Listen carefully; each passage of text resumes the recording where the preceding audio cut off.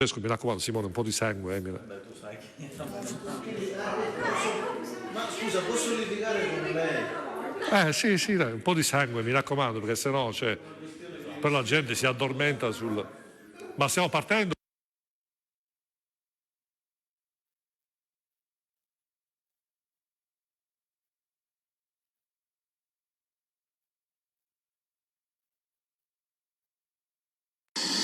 Non c'è un po' la macchinazione, non c'è una politica scarsa.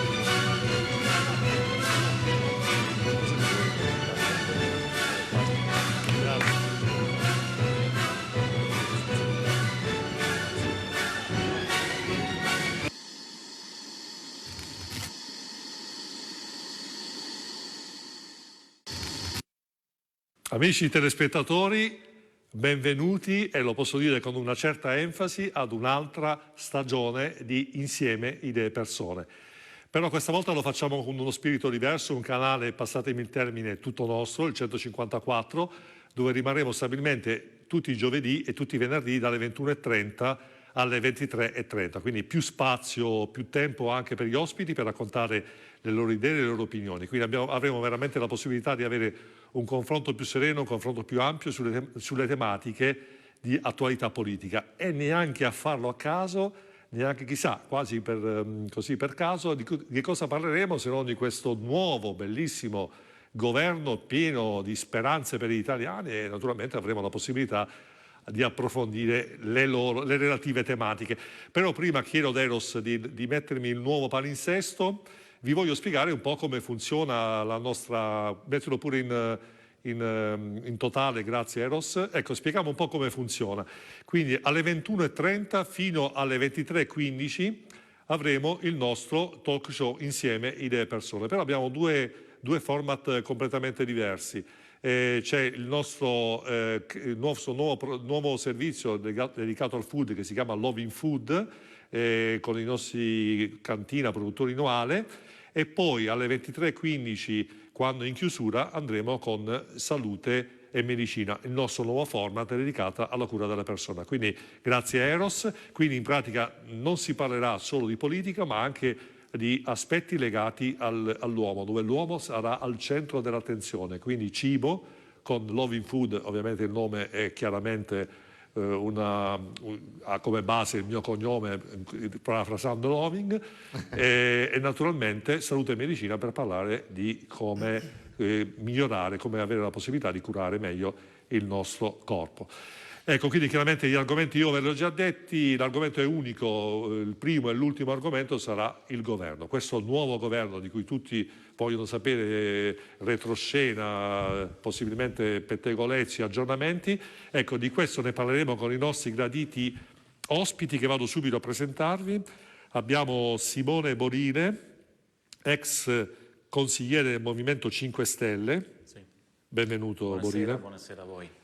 Poi ancora Francesco Scopelliti, Partito Buonasera. Democratico, o dovrei dire Italia Viva? Italia Viva. Italia Viva, va bene, però lasciamo così come un momento di nostalgia Partito Democratico. Non mi sono ancora dimesso. Va bene, quindi rimane Partito Democratico. Isabella Dotto, Fratelli d'Italia. Buonasera e grazie per l'ospitalità. Benvenuta.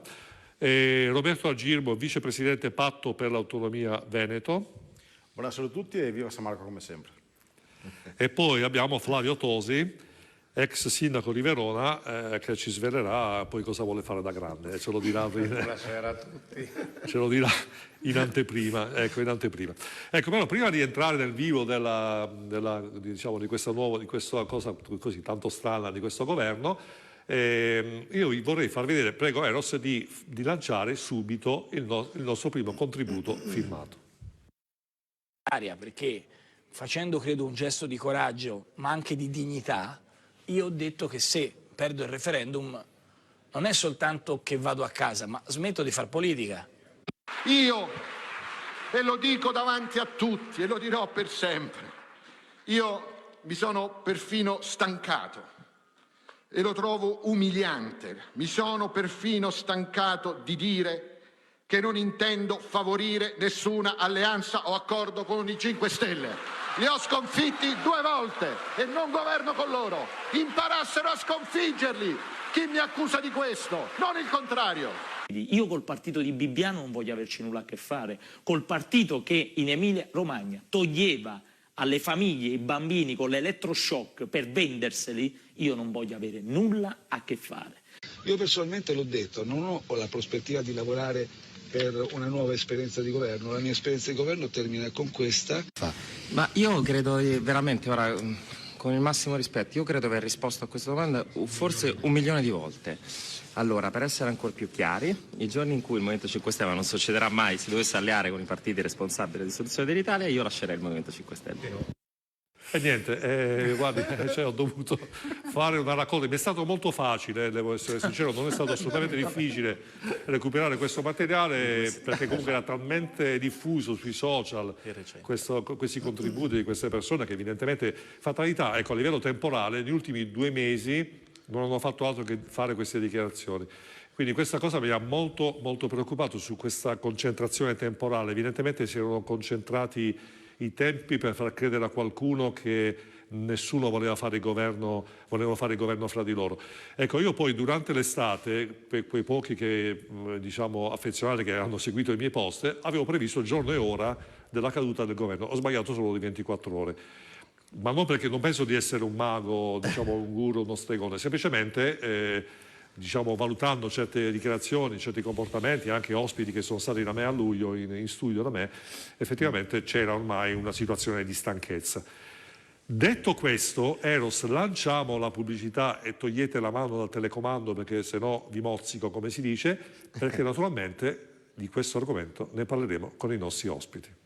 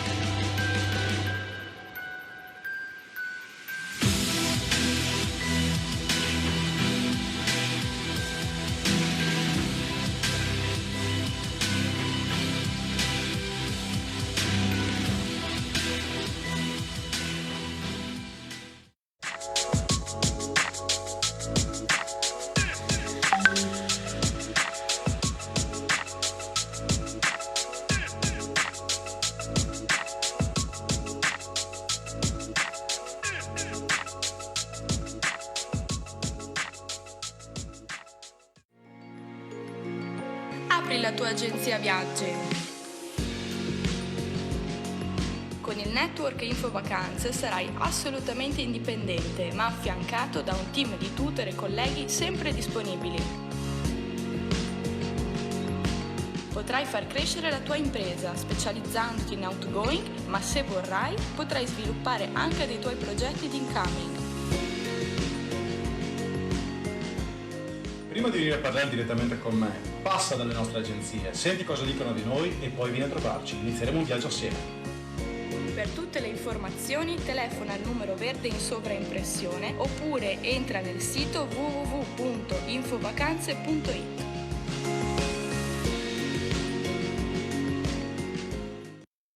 Bene, bene, eccoci di nuovo in diretta, sono le 21.09 se non sbaglio. 21.39, cioè non si vedeva lo zero. Ecco, la prima domanda la faccio volentieri a Francesco Scopelliti, Partito Democratico oppure Italia Viva, poi insomma facciamo tempo a... Ecco, però ecco, facciamo a parole sue, che cosa è successo? Cioè, perché poi alla fine la gente non ha capito, secondo me. Cioè, intanto... io faccio finta di non aver capito, però... Intanto Vincenzo, chiedimi se sono felice. Dopo, prima... promesso dopo, te lo chiedo dopo, dai. È successo che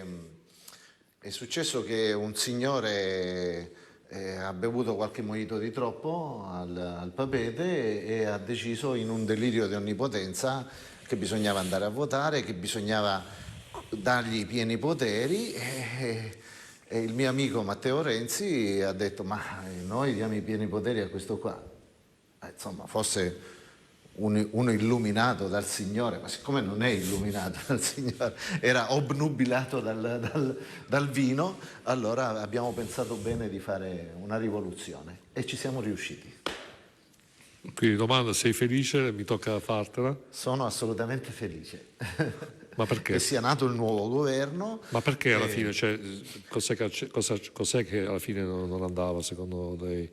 Ma nel precedente governo non andava assolutamente il modo di gestire il paese da parte di un ministro dell'inferno assolutamente impazzito, insomma, no? nel rapporto anche con la quotidianità. Insomma, era continuamente in campagna elettorale, non stava mai al Viminale. E invece adesso abbiamo una persona veramente per bene al Viminale che ha cominciato, cioè è stata di più la Lamorgese al Viminale in 3 giorni che lui in 14 mesi. La dice lunga, cioè per governare il paese, per governare un paese complesso come il nostro, non bastano i proclami, non basta stare sui social network, bisogna lavorare concretamente, bisogna andare alle riunioni in Europa, insomma non si può fare un'operetta continua.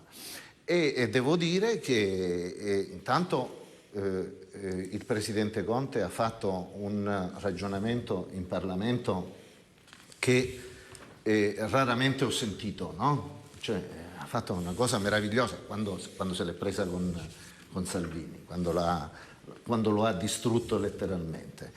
E lì, secondo me, Conte si è meritata la conferma come Presidente del Consiglio. Ha dimostrato di avere un altro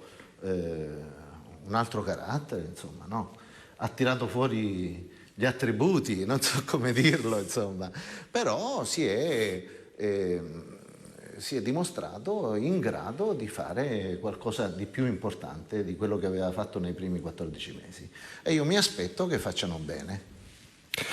Borile, lei era con il suo partito, era ovviamente lei che insomma è un dirigente di livello del 5 Stelle qui in Veneto, sicuramente lei avrà percepito delle sensazioni, delle cose che magari potevano non andare, però effettivamente dal punto di vista mediatico quello che sembrava manifestare un malessere era solo Salvini, perché Salvini che diceva no, non mi fanno fare, non mi fanno dire. Ma guardi, se noi andiamo a vedere tutti i no della Lega ai nostri provvedimenti, dovremmo fare una lista che è il doppio rispetto alle nostre divergenze, che poi sono frutto comunque di un percorso politico, di promesse con i nostri elettori, e di fatto delle 30 leggi che sono state fatte, decreti legge, 28 sono promossi dal 5 Stelle e 2 solamente dalla Lega, quindi adesso dire che la Lega abbia lavorato incessantemente e sia stata bloccata dai no, questo non è assolutamente vero. Perché?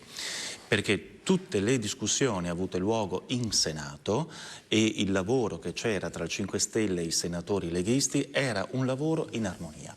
Quindi se dobbiamo adesso trarre delle conclusioni, fare una riflessione su quello che è avvenuto quest'estate, possiamo fare 2 ragionamenti. Uno in parte politico, probabilmente Salvini, visto che era arrivato al 38%, quindi sapeva della sua massima capacità espansiva probabilmente, avrà ritenuto, nella sua ignoranza costituzionale, che il Ministero degli Interni, che il Ministro degli Interni potesse indire nuove elezioni.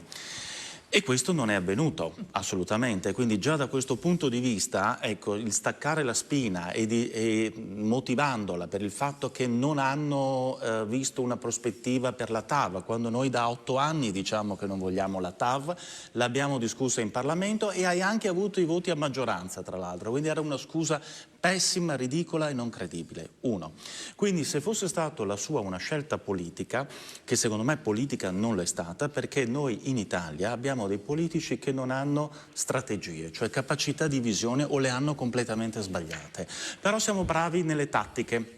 nelle risoluzioni di gioco nel quotidiano, a salvare il culo magari a qualcuno. Su questo chiedo scusa alla caduta di stile, però merita siamo in una comunque, fascia oraria che consente merita anche qualche comunque parolaccia. dire. Quindi noi da questo punto di vista il politico italiano è un bravo tatticista nel quotidiano, nel qui e ora, però non ha capacità di visioni neanche a lungo termine con riforme strutturali. Quindi, in definitiva e riassumendo, Salvini, se ha voluto fare questa scelta, l'ha fatto per delle sue logiche probabilmente personali, dal mio punto di vista, convinto di andare alle elezioni, e non sa che le elezioni non vengono indette dal Ministro degli Interni, e quindi abbiamo un soggetto al quale io non affiderei neanche a questo punto il mio consenso come Presidente del Consiglio, se non sai nemmeno come si va alle elezioni e come si scioglie un Parlamento.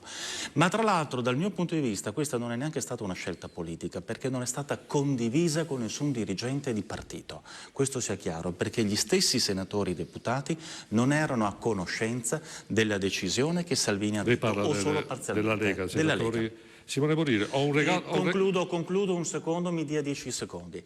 Se invece è stata una questione personale, perché noi sapremo probabilmente quello che è realmente accaduto fra 10 anni, ecco, forse semmai si saprà il perché un uomo che detiene il 38% dei consensi in Italia, il ministero più importante, tutte le leggi che presenta vengono approvate e stacca la spina. Qualcosa non va.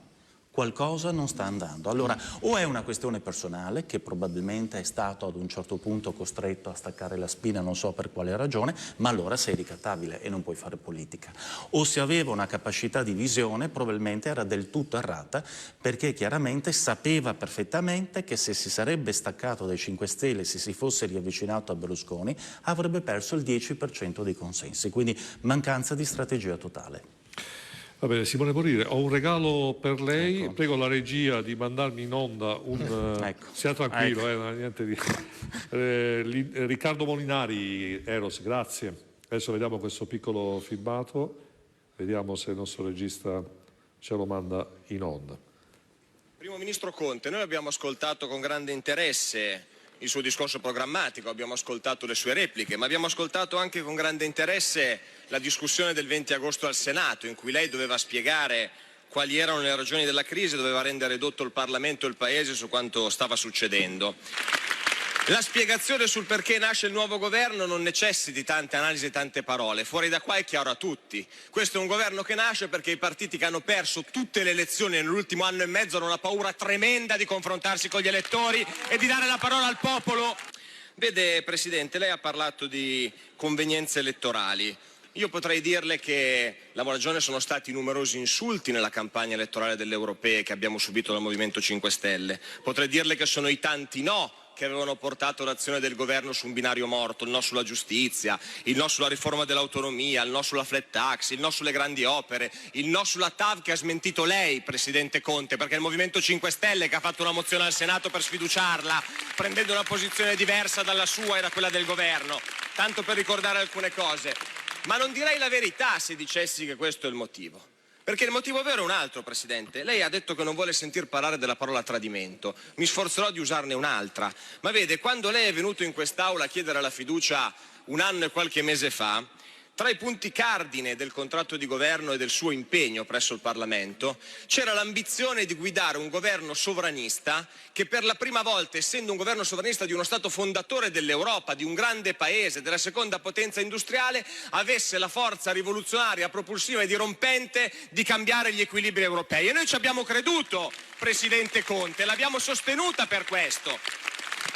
E quindi oggi lei non può sarcasticamente venire qua e dirci: cari amici della Lega, non ci avete aiutato con le alleanze. Ma lei lo sapeva che andava a fare il premier di un governo sovranista, lei lo sapeva che erano i nostri alleati in Europa, lei lo sapeva che anche il 5 Stelle aveva l'ambizione di cambiarla l'Europa, non l'ha scoperto dopo. Ecco, quindi diciamo, vabbè, io chiaramente ho cercato di prendere le argomentazioni più interessanti. A Girmo cosa ne pensa? A Bonire poi promesso arrivo. Sì. A Girmo cosa ne pensa di questo? Premetto che io sono l'ultima persona che vorrebbe difendere Salvini, assolutamente. Ciò nonostante, diciamo che PD e 5 Stelle hanno usurpato legalmente e legittimamente la democrazia, nel senso che legalmente è ineccepibile quello che hanno fatto, legittimamente l'hanno fatto perché si poteva fare. Lo chiamano senso democratico. Sì, mettiamola così. Diciamo che la democrazia è un'altra cosa. Comunque, detto questo, I motivi per i quali è caduto il governo, l'altro governo chiaramente, tra i tanti motivi anche perché Salvini non poteva mantenere le promesse che aveva fatto. Nel senso che Salvini era stato giocoforza costretto a seguire un iter, ad esempio in Lombardia e in Veneto, legato all'autonomia.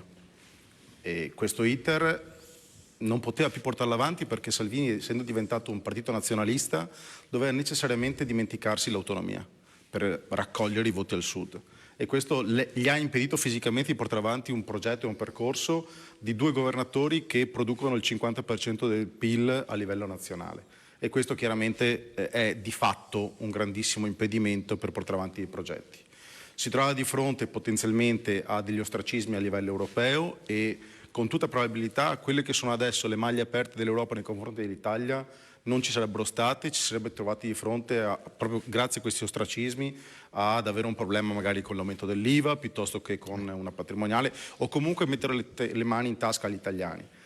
Oggi, grazie tra virgolette, a questa vendita di scranni da parte dei 5 Stelle, che con 30 denari si sono venduti da essere sovranisti a essere tutt'altro, c'è un governo nuovo. Però a tutto questo nessuno aveva fatto i conti probabilmente con la genialata di Renzi. Perché per quanto mi stia non simpatico politicamente, devo ammettere che Renzi ha fatto un'operazione strategica da fine statista. Gliel'ha messa, no non posso dirlo, diciamo che ha giocato di fino e non so neanche come tradurlo in italiano senza andare nel volgare, cioè, comunque è stato geniale, mettiamola così, e si sono ritrovati in un cul-de-sac Zingaretti, che adesso ha perso la forza del Partito Democratico, ha fatto uno scherzetto non da poco ai 5 Stelle e adesso spiego anche perché, ma l'ha fatto anche a Conte e l'ha fatto anche a Mattarella. Renzi oggi è a tutti quanti gli effetti con 20 parlamentari più o meno, esattamente come era Craxi all'epoca del pentapartito. Non si muove foglia che Craxi non voglia, perché era esattamente il l'ago della bilancia. Io sono convintissimo che per ragioni di opportunismo puramente politico e non certo per dare forza all'Italia, una mano agli italiani, questo governo durerà fin tanto che ci sarà l'elezione del Presidente della Repubblica. Perché sicuramente questo accordo fatto tra Renzi, non Zingaretti, e Grillo è prodromo ad evitare che ci sia da parte di un potenziale governo di centrodestra la gestione del potere fino ad arrivare ad un'elezione di un Presidente della Repubblica che non sia di simpatia di sinistra. Sì, anche se oggi chiamare sinistra-destra è tutto quanto relativo. Renzi, tra le altre cose, onestamente non posso neanche considerarlo un uomo di sinistra, perché ha fatto cose molto più di destra di Berlusconi in alcuni casi. Per esempio? Diciamo che nell'ambito di quello che è stata la politica del suo governo ci sono state molte operazioni non considerabili di sinistra. I diritti civili sono di destra. Ma no, tutto relativo questo. Comunque in ogni caso, il concetto è questo. Ci ritroviamo di fronte ad un governo legittimo, assolutamente. Non è certo il governo che in questo momento la maggioranza degli italiani vorrebbe, per cui è stata fatta un'operazione in grande stile. Renzi, con quei pochi parlamentari che ha, riuscirà a dire sì a fare certe leggi o a no fare certe leggi. Riuscirà a entrare nei gangli del potere portando suoi uomini o donne all'interno, e l'altra furbata che ha fatto Renzi è stata quella di lasciare all'interno del PD dei cani da guardia. Penso ad esempio a un Lotti, che chiamarlo cane da guardia è un po' simpatica come cosa, però è innegabile che sia un uomo di Renzi, lo è dalla prima ora. Guarda caso, Lotti non è entrato nel gruppo di Renzi. Perché? Perché in questo modo ha della gente che può controllare dall'interno cosa si fa. Quindi è molto più franco e sincero un personaggio come Scopelliti, che dal primo istante, anzi forse da prima del primo istante, ha detto sono Italia Viva, che assomiglia molto a Forza Italia, ma questo è un altro paio di mani. Non so se Scopelliti si offende se lui gli dico non mi offendo, assomiglia a Forza Italia. Diciamo che dal nostro punto di vista come indipendentisti / autonomisti questo governo è l'antitesi del bene, è esattamente il male. Anche se devo essere sincero che il governo precedente non era molto diverso, per cui siamo caduti dalla padella alla brace. Non so dove si stia meglio, assolutamente. Quindi lei dice a Girma che quelle persone che hanno detto no, non vado con Renzi, alla fine sono delle spie infiltrate che vogliono... Ma tatticamente è geniale, perfetto, tatticamente è geniale. Cioè, nessuno può dire a un personaggio come Lotti, ma tu sei di Renzi. No, io sono dentro il PD, ho la mia testa del PD, ci sono le riunioni, vengo alle riunioni, faccio quello che devo fare. Nel frattempo Renzi che è fuori ha tutte le informazioni che gli servono per continuare a demolire dall'esterno il povero Zingaretti, che insomma, poveretto. Isabella Dotto. Si potrebbe introdurre un tema, mi permetto, che è quello della coerenza. Mi complimento con il servizio che avete mandato in onda, perché è la prova all'inizio della trasmissione, la prova documentale della peggiore incoerenza del PD e di 5 Stelle. Tutti giuravano mai assieme al governo. Questa è proprio la prova documentale, soprattutto per i telespettatori, perché la gente deve capire con prove alla mano con chi abbiamo a che fare. Un governo chiaramente di sinistra, anti-italiano, della peggior Repubblica Italiana che ci sia mai stato, a mio parere, e non credo che durerà a lungo, a differenza di ciò che è stato detto poc'anzi. E penso, ritengo che nel tempo in cui stiamo vivendo si abbia necessità di avere una visione, si abbia la necessità di avere più coraggio, più determinazione, soprattutto gioco di squadra. Coloro i quali ci stanno governando pro tempore, temporaneamente, momentaneamente, lo spero vivamente, quindi si goda questo momento di felicità perché durerà poco, scopelliti. Io ritengo che coloro che ci stanno governando, dicevo temporaneamente, non abbiano tutto questo. Ci vuole visione in politica. Si parlava di tatticismo. Guardate che in politica c'è lungimiranza. Tatticismo non conta più nulla in questo momento. Quindi siamo fuori strada. Lo abbiamo assistito alle ultime votazioni che avete anche voi salvato una persona che doveva essere processata all'interno di un tribunale che invece avete preferito proteggere, evitare che la legge comunque. Quindi guarda, io sono della convinzione che uno si protegge, uno si difende nei tribunali e non dai tribunali. Ha già risposto al collega di fianco, però devo dire che quando siete in difficoltà e non sapete come rispondere, contrattaccate, vede, in politica, io le ho detto sapete proprio cosa la mia manca? posizione. Manca tanta serietà, c'è sete di serietà in politica. Questo è il tema, e di rispetto. Il confronto in politica deve essere costruttivo, non devi contrattaccare inutilmente. Non sto andando poi fuori tema, perché sto stavo descrivendo affrontando un tema quello che lei ha appena diverso. detto, Assessore. No, semplicemente l'ho smentita 2 secondi fa. Questo è il metodo. Ma io l'ho smentita 2 Vedete, secondi in fa. politica Guardi, ci sono se vuole lei può anche continuare a parlare. Io posso smentirla fra 3 secondi di quello che sta dicendo. Bisogna essere più seri, affrontare gli argomenti. Ma certo, 10 anni con Avete Berlusconi visto la è prova serietà. È serietà essere 10 anni con Berlusconi e riavvicinarsi con Berlusconi. Non siete credibili. Benissimo, lo siete voi con Berlusconi che vi hanno mandato a casa. Ma va benissimo, va benissimo. Le do una notizia, la gente non vi ha voluti al governo, la gente ha votato qualcos'altro. Quando, scusi? Forse la memoria va il scemando. 33%, voi avete preso il 5-6%. Per volontà del popolo, 33%, i sondaggi non sono legge, non sono, lei è un'amministratrice, lei deve conoscere i circuiti, i sondaggi non sono legge, solo perché il sondaggio ad oggi vi dà in maggioranza. No, lei sta attaccando me e io mi difendo. Io non rimango in silenzio di fronte a delle cose che io ritengo per favore non parliamo uno sopra l'altro. E stavo affrontando un discorso serio, a mio parere, perché ritengo di essere onesta intellettualmente, stavo commentando il servizio andato in onda all'inizio della trasmissione. È la prova provata della vostra incoerenza e la gente non deve capire. La legge elettorale di oggi che voi avete votato consente degli apparentamenti programmatici e non per ideologia politica. Questo sto dicendo. Stop. Ed è una legge che lei e il suo partito ha votato. No, ma il sondaggio gli dà partito. Comunque, scusi, immagino un sistema proporzionale. Prima che dai la parola a Flavio, no, diciamo la verità, Isabella, state rosicando. Ma affatto. Stavate per prendere il potere insieme a Salvini e vi è passato sotto il naso e è sfumato. Vedete, voi siete Di la verità. Allora, se sto la dico la verità, come la penso?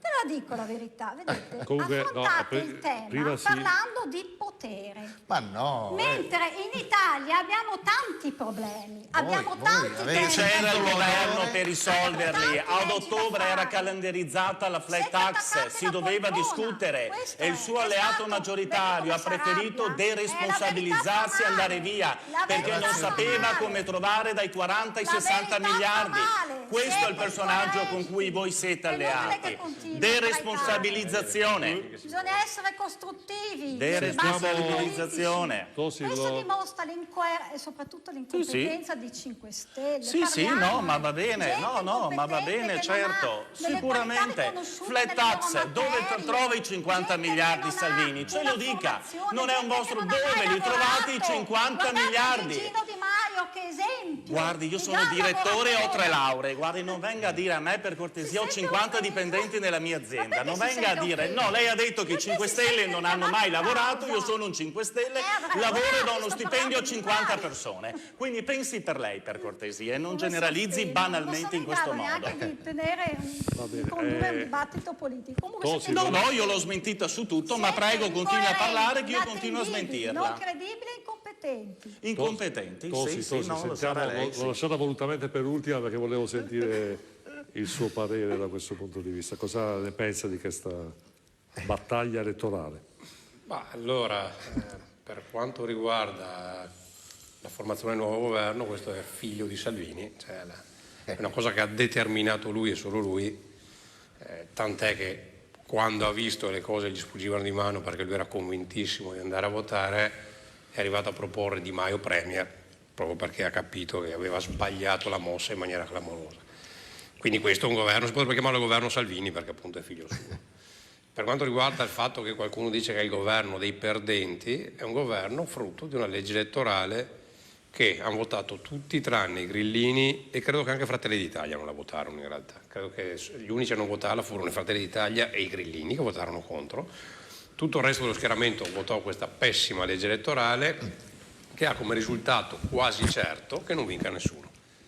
È una legge che è un miscuglio fra maggioritario e proporzionale e non porta, tranne che uno abbia una maggioranza relativa sopra il 40%, altrimenti uno non vince. E quindi questo governo è legittimo tanto quanto quello che c'era prima, anzi paradossalmente di più, perché alle elezioni politiche, si fa riferimento su quelle, non è che puoi votare ogni anno in base ai sondaggi le elezioni politiche, quelle sono e non sono neanche di 3 anni fa, sono di 1 anno e 2 mesi fa. 1 anno e 2 mesi fa i grillini hanno preso il 33%, erano nel governo, sono nel governo, il PD ne prese il 18% se non erro. Più della Lega? Più della Lega che aveva il 17%. Quindi paradossalmente questo governo è più legittimato dell'altro, frutto di una pessima legge elettorale. Poi adesso arriverà una legge elettorale probabilmente ancora più proporzionale e lì voglio vedere come si farà a fare una maggioranza con il 50% più uno in Parlamento, una legge puramente proporzionale, perché si rischia di arrivare lì. Se fosse passata, io la sostengo e la sosterrei 1000 volte, la riforma, che poi non è passata per colpa di Renzi perché ha detto quella frase sciaguratissima che avete fatto vedere prima, che disse se votate la riforma votate per me, in buona sostanza, altrimenti vado a casa. A quel punto la gente gli ha detto vai a casa. Ma se invece l'avesse difesa nei contenuti, quella riforma, io mi ricordo, e ce lo ricordiamo tutti, l'estrema sinistra fece un'opposizione feroce alla riforma, l'estrema sinistra, dicendo che non è deriva autoritaria, perché Renzi, come è stato ricordato prima, è quello che ha fatto forse le cose più di destra di questo paese. Articolo 18. Sull'economia è stato decisamente di destra e quella riforma insieme all'Italia comportava il sistema elettorale maggioritario e un premier forte rispetto al Parlamento, cosa che adesso non è. Purtroppo, ripeto, ci mise del suo Renzi e con un pizzico di arroganza. E ci aveva messo troppa roba dentro. Sì, però comunque a un certo punto dovevi scegliere se lasciare le cose così come sono o cambiare. Il così come sono ti trovi sti governi innaturali, perché se andiamo a guardare prima delle elezioni politiche troverai analoghe dichiarazioni della Lega nei confronti dei 5 Stelle e viceversa, con i 5 Stelle che dicono mai con la Lega, ne dicono in tutti i colori, e la Lega che dice mai con i 5 Stelle, ne dicono in tutti i colori, perché in campagna elettorale c'è stato anche questo. Quindi adesso purtroppo abbiamo il governo più di sinistra che mai, perché un governo così di sinistra il Paese non l'ha mai avuto, e adesso vedremo quali saranno i provvedimenti adottati. Certo che, come è stato riconosciuto prima, Salvini nella sua poca avvedutezza, perché anch'io non voglio usare termini volgari, la sua poca avvedutezza nel perdere tutto, era il vero capo del governo, perché si è fatto portare, i grillini hanno digerito il decreto sicurezza 1, il decreto sicurezza 2, sono andati in Parlamento a farsi bocciare sulla TAV, cioè hanno detto andiamo in Parlamento così il Parlamento vota, e si sapeva l'esito, e quindi vanno lì, subiscono anche quello, e dopo che i grillini gli hanno detto sì a tutto, e sull'autonomia il buon Matteo Salvini, io invito, tanto ormai si va su internet e si trova tutto. In campagna elettorale 2018 diceva il governo Gentiloni l'autonomia non la darà mai e l'accordo non la farà mai, quando ci sarà il nostro governo in un quarto d'ora, usò questa espressione, in un quarto d'ora faremo l'accordo sull'autonomia. In realtà lui l'autonomia non l'ha voluta, perché ha preteso con forza, dico giustamente, perché sulla sicurezza ha fatto bene, ha preteso sicurezza 1 e sicurezza 2 e li ha portati a casa. Sull'autonomia ha preteso che? Niente. Mai.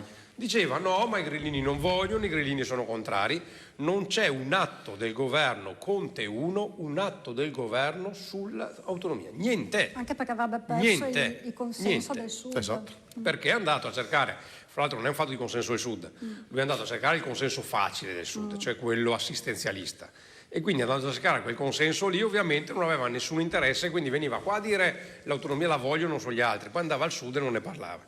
E quindi adesso vedremo cosa accadrà. Certo che la scelta di Salvini è riuscita a risuscitare anche Renzi, che Renzi era tutto sommato all'angolo, insomma in una situazione di grande difficoltà, e oggi ha in mano il governo. Perché Renzi sarà quello che quando decide lui di andare a rivotare si va a rivotare. Bene, adesso vediamo un altro contributo filmato, anche un altro regalo qui per Borile, tutti per lei Borile, cioè un egoista lei Borile, cioè tutti i regali tutti per lei. Esatto. Grazie Eros, mandiamo il Duva, il contributo del capogruppo alla Camera del Movimento 5 Stelle, l'onorevole Duva. Nelle linee programmatiche che ci ha esposto oggi si trovano tanti punti cari al Movimento 5 Stelle, i punti con cui ci siamo presentati agli italiani il 4 marzo del 2018. Devo dire che io li conoscevo quei punti perché sono anche il frutto, tra le altre, del contributo del gruppo parlamentare che rappresento e che ho rappresentato proprio mentre lo stilavamo assieme. Questo per noi è molto importante, ci sono temi fondamentali, c'è il tema dell'ambiente, il Green New Deal, che insomma magari non tutti lo sanno, poco fa vedevo qualche collega, è l'attuazione di politiche per la transizione di un'economia basata sul consumo di fonti fossili, come oggi, a un'economia basata sull'uso di fonti energetiche pulite e rinnovabili. Si parla di acqua pubblica, di una cultura basata sul riciclo e non più sul rifiuto, quindi basta con inceneritori, c'è il superamento di queste e basta con nuove trivellazioni. E questo però è importante anche il coinvolgimento dei paesi che si affacciano sul Mediterraneo, perché i cambiamenti climatici sono realtà, è un'emergenza che non va assolutamente ignorata. Ma parliamo di famiglia, con riferimento all'assegno unico per i figli e il sostegno per gli asili nido. Vedete, siamo in un paradosso in cui ci lamentiamo che non c'è crescita demografica nel Paese e allo stesso tempo non aiutiamo i giovani a fare famiglia. Ecco, sicuramente se le giovani coppie possono avere il sostegno dello Stato, ad esempio sugli asili nido, forse qualcosa possiamo cambiarlo in questo Paese. Parliamo di lavoro e di impresa, serve una legge che istituisca il salario minimo, non è più procrastinabile, troppe persone lavorano a 3-4 euro l'ora, una vera e propria schiavitù. Ma questo va accompagnato da un serio abbassamento del costo del lavoro, il cosiddetto cuneo fiscale. Questo va abbassato a vantaggio del lavoratore, che avrà così maggiore potere d'acquisto. Se ha maggiore potere d'acquisto aumentano i consumi e se aumentano i consumi anche le imprese ne hanno giovamento. Quindi questo è un passaggio fondamentale che mi sento di ripetere. Parliamo di giovani, già l'abbiamo fatto, ma impegniamoci a garantire loro una pensione per quando giovani non saranno più. E a proposito di pensioni, voglio tranquillizzare tutti che quota 100 era uno dei punti del programma del Movimento 5 Stelle.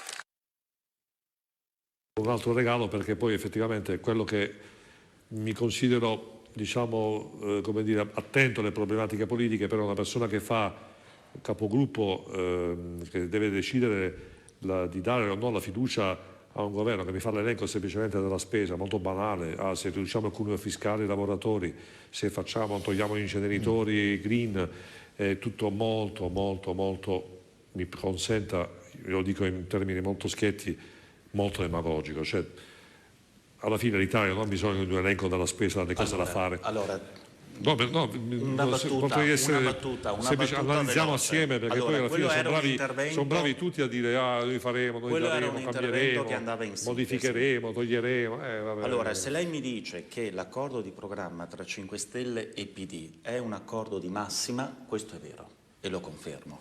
Però è anche vero che Mattarella ha dato solo 3-4 giorni per comunque trovare una convergenza. E, differentemente è stato invece l'accordo costruito con la Lega precedentemente, in cui abbiamo avuto 3 mesi per costruire ed entrare nel dettaglio. Quindi io ritengo che si siano individuati dei macro punti e che adesso probabilmente i gruppi parlamentari lavoreranno su questi, anche però senza rinunciare a quelli che sono dei capisaldi propri di quella che è la politica 5 Stelle, quella che è dell'alleato in questo caso. Il salario minimo, ovviamente, quindi abbattere tutta una politica contro il capolarato e lo sfruttamento, e in secondo luogo, dal mio punto di vista da Veneto, cuneo fiscale e cuneo contributivo. Questo senza ombra di dubbio. Se lei rivela in questo discorso una forma di approssimazione, le dico sì, era assolutamente una descrizione generica su dei macro obiettivi, però ricordiamoci, e lo ribadisco, che Mattarella ha dato solo 4 giorni per costruire dei punti su cui ragionare e su cui sviluppare poi in programma. Con la Lega avevamo invece, attenzione, 3 mesi. Sì, Bolivia, però mi è sembrata questa dichiarazione qua, l'ho presa apposta perché ovviamente ho studiato. Guardi, mi che sembra sono la gli stessa stessi dichiarazione punti di che erano mi lasci presenti concludere, nel scusi. punto della Lega. Mi lasci concludere, Sì. cioè era semplicemente, mi sembra la stessa logica del Di Maio che ha fatto con la famosa intervista, vi do 1.492 euro al mattino nel dicembre 2017, demagogia. Dotto. No, guardi... Commenti, no, scusi, faccia parlare Dotto su questa cosa perché volevo sapere la posizione di Fratelli d'Italia su questo elenco della spesa. Beh, effettivamente sono poco credibili, nel senso che la raccontano ogni volta, ma poi quando è giunto il momento dei fatti non portano a casa nessun risultato. L'abbiamo visto in precedenza, lo faranno ancora. Quindi non ci sarà nessun accordo. C'è già uno scontro all'interno anche del Movimento 5 Stelle. Oggi abbiamo visto Di Battista, lo show che ha fatto su Facebook, che chiaramente anche loro fanno politica sui social network, su Facebook. Ecco la poca serietà di cui parlavo prima. E quindi questo motivo, uno dei tanti motivi per cui questo governo durerà poco. Io ne sono fermamente convinta. Quindi la felicità è effimera in pratica. Cioè, certamente. Scopelliti, lei ha detto che sono felice, ma non si sa che purtroppo, la felicità ecco, dura poco. No? Anche Giusto? perché come si fa a parlare di felicità in un momento storico come questo, che è uno dei peggiori? Si stava meglio quando si stava peggio, dicono i nostri nonni, della serie. Perché? Lavoro in Italia non ce n'è, i giovani scappano all'estero, poi dopo un anno ritornano a casa, le donne non hanno possibilità di avere un figlio perché altrimenti perdono il lavoro. Non ci sono politiche a favore delle donne, a favore delle famiglie. Che cosa avete fatto fino ad oggi? Ma voglio dire, voi del PD, avete che governato cosa avete per 10 fatto anni? di concreto? Negli ultimi parlate 20 di anni. felicità, di potere, Isabella, di poltrone, ma parlate di negli problemi ultimi della 20 anni gente. avete governato più gli di italiani noi. sono stanchi. Scopelliti, non fare queste battute che Per questo caschi bisognava male. andare alle elezioni, per dare la possibilità agli italiani di avere un governo concreto, certo. un governo che facesse delle leggi e che aiutasse la popolazione. Non sono ancora intervenuto. Senta, volevo chiedere una cosa. Alcuni dicono che il PD si è troppo interessato ad argomenti, diciamo, come dire, che creano consenso, tipo i migranti, che sicuramente, ovviamente, a livello mediatico hanno un forte impatto, lo ius soli, però si siano un po' dimenticati degli italiani, no? delle persone che non arrivano a fine mese. Io spero che il PD, visto che di fatto il governo nella figura del Ministero degli Interni espresso da loro è un tecnico, per Lamorgese è un tecnico però indicato sostanzialmente dal PD. Io spero che al di là delle salvinate, cioè Salvini ha avuto dei modi per dire andare al papete, io credo che Maroni al papete a fare quella piazzata lì non l'avrebbe mai fatto. Però la linea ferma sull'immigrazione spero che il governo 5 Stelle e PD la tengano, perché ovviamente sono diversi da me che sono di destra, però è importante che facciano l'interesse del Paese, e l'interesse del Paese è che tenga una linea ferma, che significa non la linea Alfano, per capirci. Minniti, ormai è arrivato tardi perché Minniti venne messo al posto di Alfano tardi, però Minniti aveva già cominciato a dare una rotta precisa rispetto alla riduzione degli sbarchi. Non ce ne nascorse più nessuno, perché ormai durante i 3 anni e passa di Alfano era entrato chiunque, uno, e gestito zero, perché l'altra responsabilità di quella prima parte dei governi di centrosinistra era che venivano mandati alle regioni, alle prefetture, e i prefetti dovevano diventare deficienti a dire li metto qua, li metto là, cioè gestione zero. Però tu, scusa, io però tu a Verona li avevi gestiti benissimo, sì, per esempio. però, ma perché? Per Perché, esempio. sì, ma qual è la differenza? Che io ero sindaco di una grande città, e quindi in una grande città di 260.000 abitanti, se anche arrivano 1.000 migranti, hanno un impatto. Se tu mandi 800 migranti in un bravo, però a Cona, quello ha un impatto devastante, vero? Quindi quello dico la non gestione. Mentre invece se tengo una linea ferma, ripeto, alla Minniti o alla Maroni, quindi in maniera seria ma ferma, quello è una cosa che gli italiani si aspettano. Io spero che su quello questo governo non sbracchi, perché se sbraccano sull'immigrazione fanno un disastro. Scopelliti. Allora io vorrei ribadire un concetto che dico in tutte le trasmissioni, tutte le volte che io vengo in TV da te o da altri. Allora io anzi sostengo che bisogna chiudere il corridoio libico. Non so più come dirlo, cioè io la penso assolutamente come Minniti, anzi più drasticamente ancora di Minniti, perché il punto è, se i migranti non sapessero che si può prendere una barca e venire in Italia, non andrebbero in Libia, quindi non ci sarebbero neanche i campi di concentramento in Libia, perché io ovviamente non voglio i campi di concentramento in Libia. Diverso è il discorso invece della gestione di quei poveretti che si mettono su un guscio di noce e tentano l'avventura. Allora io mi immedesimo in quelle madri che portano un bambino su una barca senza... Ma insomma, li vogliamo salvare o li vogliamo far morire in mare? Non usiamo i bambini, per favore, però Scopelliti, però secondo me quello che dice lei è solo personale, perché il suo partito, No. Il suo partito va sulle barche, c'è Del Rio che è andato quest'estate sulla Sea-Watch, ma certo, perché lì a fare il loro dovere, hanno detto a fare il loro dovere, no, io guarda, solidarizzo con Del Rio, allora, se proprio lo vuole sapere, perché un conto è non farli partire, e quindi chiudere quel corridoio, un conto è salvare le persone che sono in mare. Questo è il discorso che noi facciamo. Noi siamo per salvarli. Poi, fra parentesi, Salvini bloccava la capitana Rackete con 30 persone e nel frattempo ne entravano altri 300 alla Chetichella. Cioè, voglio dire, è ridicola quella posizione. Il problema della migrazione si risolve in Europa, lì dove Salvini non è mai andato. L'unica soluzione concreta è quella dei Fratelli d'Italia, blocco navale, questa è la soluzione, bisogna fermare il flusso. Poi c'è da dire una cosa, in Europa continuano a parlare blocco navali, hotspot che bisogna mettere assolutamente.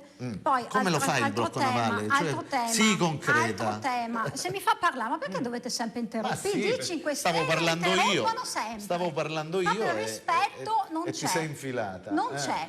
Sto parlando, sto partecipando al dibattito politico costruttivo. Questi slogan che non vogliono dire nulla. In Europa si parla sempre di rifugiati, l'85% di coloro i quali entrano nel nostro paese non sono rifugiati, ricordatevelo, questo è il tema. No, il punto è un altro. Qui noi stiamo andando a negoziare un accordo per il quale per ogni 100 persone che entrano in Italia 25 se li prende la Germania, 25 se li prende la Francia, 10 se li prende la Spagna. Questo è l'accordo che faremo, anzi che è già sul tavolo. Francesco, non è così. Sarà così. No, è esattamente così. Il 25% dei rifugiati va alla Germania, il 25% dei rifugiati va alla Francia e il resto viene ripartito. Allora, la domanda è: chi sono i rifugiati e chi sono i migranti economici? Non li dovremmo più trattare noi. Se li prendono e decidono loro chi sono i rifugiati. Questo è il punto. Comunque, a parlare sempre di migranti si fa il gioco di Salvini. Non avete ancora capito, cioè ragazzi, ma infatti, vabbè, ma tanto fate incastrare Roberto, Salvini per i prossimi 3 anni sta all'opposizione, quindi non c'è problema. Possiamo anche parlare di Salvini. 1 e mezzo. Gli ingressi irregolari con i migranti nelle navi costituisce l'8% di tutti gli ingressi irregolari. Noi siamo riusciti a spostare tutto il problema, attenzione, dell'ingresso degli irregolari nelle barche. No, entra solo l'8% per di là, che sia chiaro. Bene, adesso lanciamo questo ulteriore spot. Ecco, vi spiego adesso, oltre allo spot parleremo anche, vedrete questo filmato particolare di questo nuovo format TV che ho creato, Loving Food. Parleremo solo di food, l'uomo al centro, non altri soggetti, altre situazioni, l'uomo italiano, il territorio, il nostro Veneto, possibilmente le cose che ci sono dietro l'angolo che non conosciamo, il cibo, le cose più genuine, sono vicino a noi, dobbiamo imparare a conoscere. Vediamo adesso questo Loving Food e poi dopo chiederò lo scoop di stasera a Flavio Tosi cosa vuol fare da grande, ci svelerà questa famosa, perché i telespettatori lo vogliono sapere. A qualche minuto, mi raccomando, guardate Loving Food che è una cosa molto interessante. Prima la fascia spot, grazie regia, e poi Loving Food, grazie. Quanto abbiamo?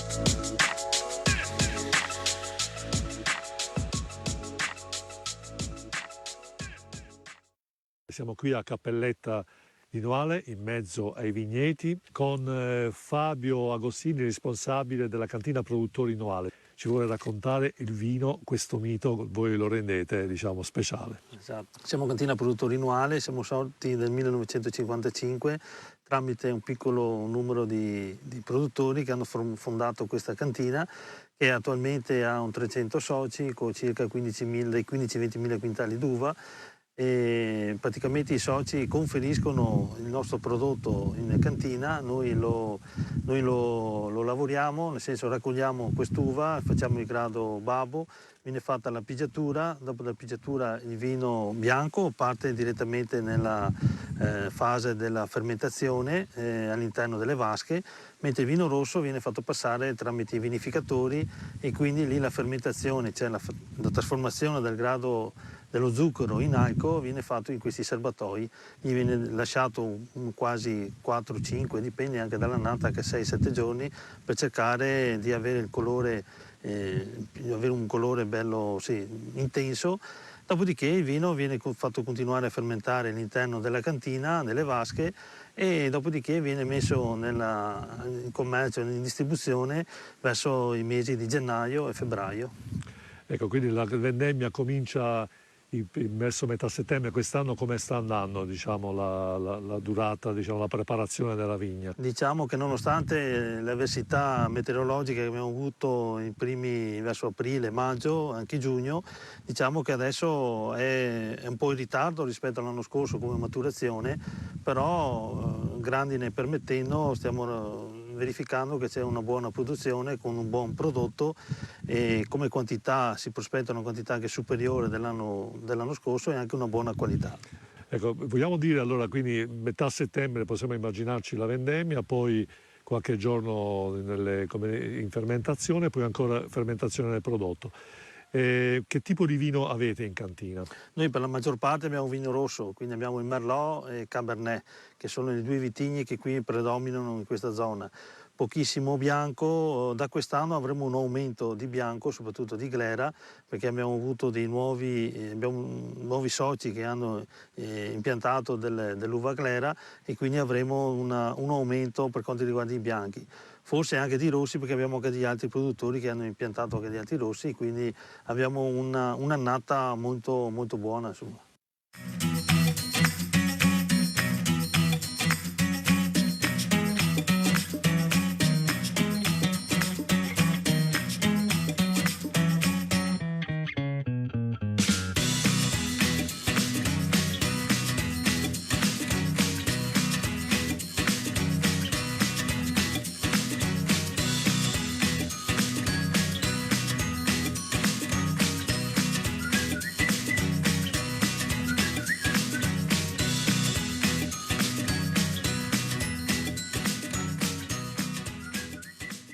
Essere socio della cantina vuol dire alla fine avere un controllo durante tutto l'anno anche di come avviene il processo produttivo da parte vostra. Sì, diciamo che anche noi a campione o su richiesta del socio, se ha dei problemi, noi andiamo sul campo a verificare, facciamo con noi dei controlli per vedere il monitoraggio della produzione, come va durante l'anno, se ci sono attacchi di peronospora, in modo da dare anche dei consigli tecnici al produttore stesso. Bene, e quindi alla fine voi siete una garanzia, molto spesso siamo abituati ai famosi tour enogastronomici, invece abbiamo la possibilità di avere la cantina produttori Noale, dove il vino evidentemente viene controllato dall'inizio, viene prodotto e quindi poi mantenuto pronto per il cliente. Però io vorrei chiamare, noi siamo ospiti di Lino, Lino è il proprietario qui del nostro terreno. Ecco, a Lino voglio chiedere, Lino, come sta andando la preparazione della vendemmia? Adesso siamo intorno a metà luglio, qualche giorno fa c'è stata la grandine, come stiamo preparando la vendemmia e il vigneto? Sì, buongiorno, sono Lino Tosato, il proprietario di questo vigneto. L'annata quest'anno è stata abbastanza difficile, ma non per questo avremo un vino non buono. Anzi, io direi che sta progressivamente migliorando l'annata, soprattutto nel mese di giugno, e adesso come luglio non posso lamentarmi, e c'è una buona quantità di prodotto e anche una eccellente qualità, almeno per il momento. Io credo che se il tempo diciamo, non ci rema contro, riusciremo a portare a termine un'ottima qualità di uva attorno ai 18,50 gradi Babbo, vuol dire un grado alcolico attorno ai 13 gradi e mezzo. Bene, qui abbiamo Lino, che tipo di vino in Questo sostanza? è un vigneto che è prevalentemente Merlot e dopo con qualche filare di Cabernet per fare un po' di uvaggio in fase diciamo, di assemblamento per l'ottenimento del vino. Bene Lino, grazie allora dell'ospitalità, rimani pure qui con noi. Ecco, che dire, alla cantina di produzione qui annuale, di produttori di Noale, è la dimostrazione che non bisogna fare giri in Toscana, nel Lazio per comprare il vino buono, ma si può avere direttamente dietro l'angolo. Basta andarlo a scoprire. La cantina dei produttori di Noale è infatti in centro a Noale. Il vino a chilometro zero, controllato dall'origine e garantito anche in tutto il suo processo produttivo. Grazie Lino, grazie Fabio Agostini, alla prossima.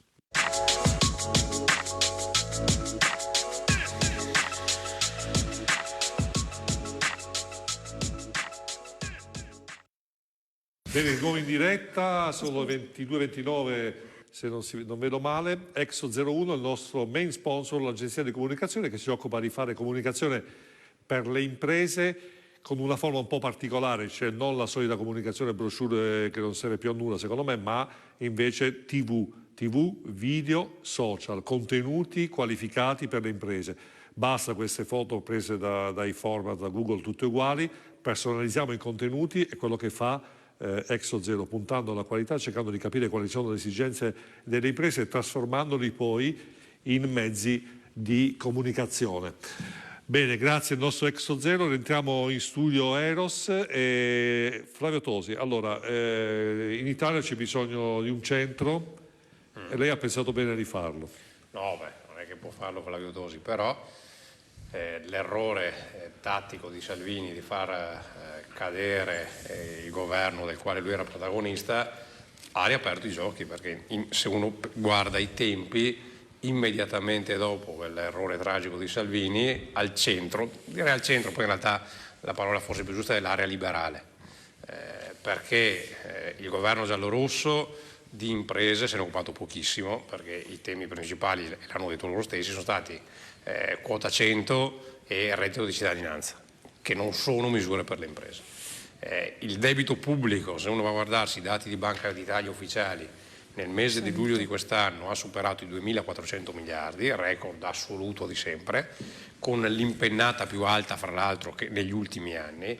Del resto, se fai provvedimenti a debito come quota 100 e reddito di cittadinanza e non fai tagli di spesa e tagli di tasse, il risultato appunto è che il debito esplode. E quindi a fronte di questo adesso c'è la possibilità, e la mossa di Renzi è chiara, ma se uno pensa a Calenda, se uno pensa a Mara Carfagna, rappresentano tutti un'area che è un'area di ispirazione liberale, che se avesse l'intelligenza quest'area, non dico chi deve essere il capo, il punto è che c'è un vuoto tremendo, perché quell'area lì un po' di anni fa raccoglieva il 30%, cioè Forza Italia di Berlusconi, che rappresentava le imprese, rappresentava l'area liberale, viaggiava al 30% e oggi Forza Italia sta al 6, l'8, quello che è, e quindi è evidente che quella parte di elettorato o non va a votare, in parte ha votato anche Salvini, ma in parte ha votato Salvini perché comunque dovendo votare centrodestra e non trovando alternative, magari non volendo votare la Meloni per un motivo, non volendo votare Berlusconi per altri, ha votato Salvini. Se noi guardiamo i voti che ha preso Carlo Calenda in Veneto, i voti che ha preso Carlo Calenda in Veneto non sono tutti i voti di centrosinistra, ci sono anche, e li conosco, imprenditori di centrodestra che non avendo alternative hanno votato Carlo Calenda pur col simbolo del PD, che per un elettore di centrodestra è dura votare lì, ma successe a Renzi nelle europee del 2014, che prese il 42% anche nella nostra regione, e di quel 42% una parte era elettorato di centrodestra che vedeva la possibilità dell'uomo nuovo che provava a cambiare. Quell'area lì, in quell'area lì oggi c'è un vuoto immenso e c'è da sperare che venga rappresentata, perché nel centro-sinistra c'è il PD e i 5 Stelle, che sono tutto sommato da parecchio di sinistra. Nel centrodestra, a parte Salvini, oggi c'è appunto, che Salvini è l'egemone, a oggi, poi vedremo più avanti, ma a oggi è il soggetto egemone di centrodestra, ma un soggetto concreto, serio, liberale, pragmatico di centrodestra oggi non c'è. Spero che venga costruito. Ecco, quindi diciamo lei si sbilancia, non vuole fare anche lei un partito oppure si alleerà con Ma io l'Italia? credo che il problema è che se Calenda fa il suo partito, se la Carfagna fa il suo partito, se tutti fanno il loro partito, poi ti trovi una miriade di partiti e trovi il rifiuto della gente che dice basta partiti. L'ideale sarebbe che ci fosse il coraggio di dire sì, ci si mette assieme e si fa un'area forte, robusta, rappresentativa. Cos'è una dichiarazione d'amore a Renzi? Oppure... Ma io l'ho fatto dei nomi, non un nome, le ho detto Renzi, Calenda, Carfagna, cioè persone che comunque vengono dall'area liberale e alla fine se gli metti in mano il discorso imprese, tasse, fisco e riforme la pensano allo stesso modo. A Girbo. C'è anche un altro vuoto da riempire, che è il più grande in assoluto, che è la maggioranza relativa del Paese, ovvero sia il 46-48% di coloro i quali non vanno più a votare, che è la maggioranza relativa del Paese. Gente che è sfiduciata da questa politica, qualunque essa sia, destra, sinistra, centro, sopra, sotto, eccetera, eccetera. Gente che è schifata dal sistema partitico e politico che c'è in Italia. Direi che oltre alla parte liberale, che è innegabile che ci sia un vuoto cosmico in questo momento, che è stato lasciato dalla ex Balena Bianca, poi da Berlusconi, c'è anche, ricordiamoci, parlo del Veneto ad esempio, ma questa è una cosa che si vede anche in altre regioni d'Italia, ricordiamoci che al referendum per l'autonomia è andato a votare il 60% degli aventi diritto al voto e di questi il 98,1% ha votato sostanzialmente sì all'autonomia, il che vuol dire che c'è stato un incremento della quantità di persone che sono andate al voto per un'istanza, non per un partito, perché non era il referendum di Zaia, è stato interpretato giustamente dai veneti come il referendum di un popolo, di una regione, di un contenitore ben determinato e l'hanno votato dai 5 Stelle a quelli del PD, a quelli di Fratelli d'Italia, a tutti e anche a quelli che non andavano mai a votare. E questo è da tenere molto bene in considerazione, anche in riferimento, parliamo di scadenze elettorali relativamente a breve termine, tipo le elezioni regionali dell'anno prossimo in Veneto. Ora, noi ci troviamo di fronte ad una situazione dove teoricamente Zaia, dopo essersi fatto la legge elettorale ad hoc per poter essere ricandidato la terza volta, così ce l'avremo per l'ennesima volta, molto probabilmente dopo 2 volte con Galan e dopo 2 volte sue per la quinta volta ce lo ritroveremo in regione, quindi è una persona che si fa 5, 10, 15, 20, 25 anni probabilmente all'interno della regione e dicevo, probabilmente potrebbe anche essere che la Lega faccia solo un boccone alle prossime regionali, ma è altrettanto vero che è proprio la Lega che è stata la maggiore artefice della negazione dell'autonomia in Veneto, perché come si diceva anche prima, è pur vero che i 5 Stelle hanno messo i paletti, non parlo di 5 Stelle veneti, perché così come Borile, così come altri rappresentanti veneti dei 5 Stelle, tutti sono a favore dell'autonomia, anche contro le indicazioni del loro partito. Certo. È un dato di fatto oggettivo, perché io conosco tantissimi di loro dove ci metterebbero le mani sul fuoco pur di avere l'autonomia. Il problema è che, come al solito, il partito comanda e qua bisogna stare agli ordini fondamentalmente, perché altrimenti sarebbero uscite le 5 Stelle. Perché quando un principio è fondante e fondamentale come quello dell'autonomia, a me non me ne frega niente di chi rappresento a livello partito, mando a quel paese tutti e dico no, io lavoro e batto per l'autonomia, così come avrebbero dovuto fare i parlamentari veneti e lombardi in Parlamento. Quando Salvini non metteva le barricate per l'autonomia e faceva tutte le barricate per la TAV piuttosto che accettava il reddito di cittadinanza, eccetera, eccetera, se questi parlamentari si fossero messi in punto contro il loro partito, avrebbero avuto anche la nostra stima. In realtà io purtroppo di questi parlamentari della Lega, dei 5 Stelle, anche del PD, perché ci sono molti anche del PD che volevano l'autonomia, ecco, quando questi parlamentari veneti invece si sono messi su Pigno 90, perché questa è la realtà dei fatti, ad accettare le direttive di partito, hanno perso dignità, hanno perso stima di coloro i quali hanno capito cosa hanno fatto realmente, si sono messi a 90. Però Girbo, in effetti più che pensare ai parlamentari, io credo che invece un'analisi attenta vada fatta sui veneti che hanno questo votato purtroppo alle europee per oltre il 50% un partito che di fatto non ha mai accontentato sull'autonomia. Ora, quindi c'è un contrasto. Lo vino purtroppo il problema è legato alla comunicazione. Tu, Exozero insegna. Exozero è una società che fa comunicazione, quindi sai perfettamente cosa vuol dire fare comunicazione a livello territoriale, nazionale, particolare, perché la comunicazione può essere nel piccolo e nel grande.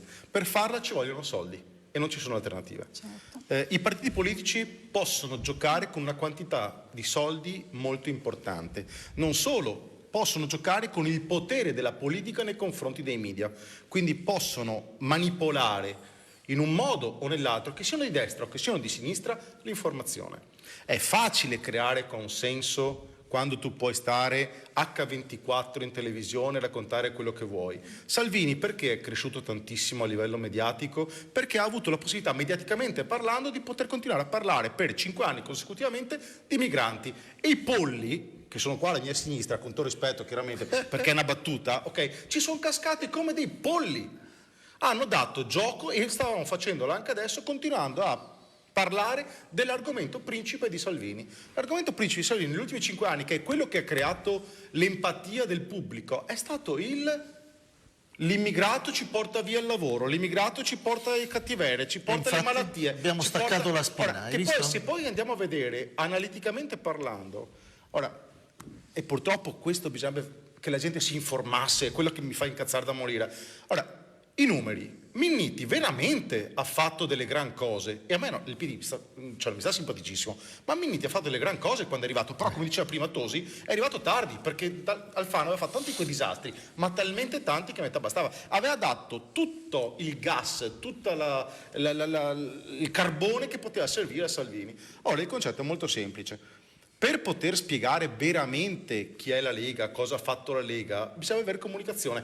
Domanda: che cacchio ha fatto Luca Zaia in questi 4 anni e mezzo da Presidente della Regione? Ditemi una cosa fatta bene da Zaia. Ora, l'unica cosa che io mi ricordo, analiticamente parlando, di Zaia è aver rovinato la sanità del Veneto. Cioè io, di cose positive, a parte il fatto di essere andato a tutte le sagre, a tutti a tagliare nastri, ditemi che cacchio ha fatto Zaia.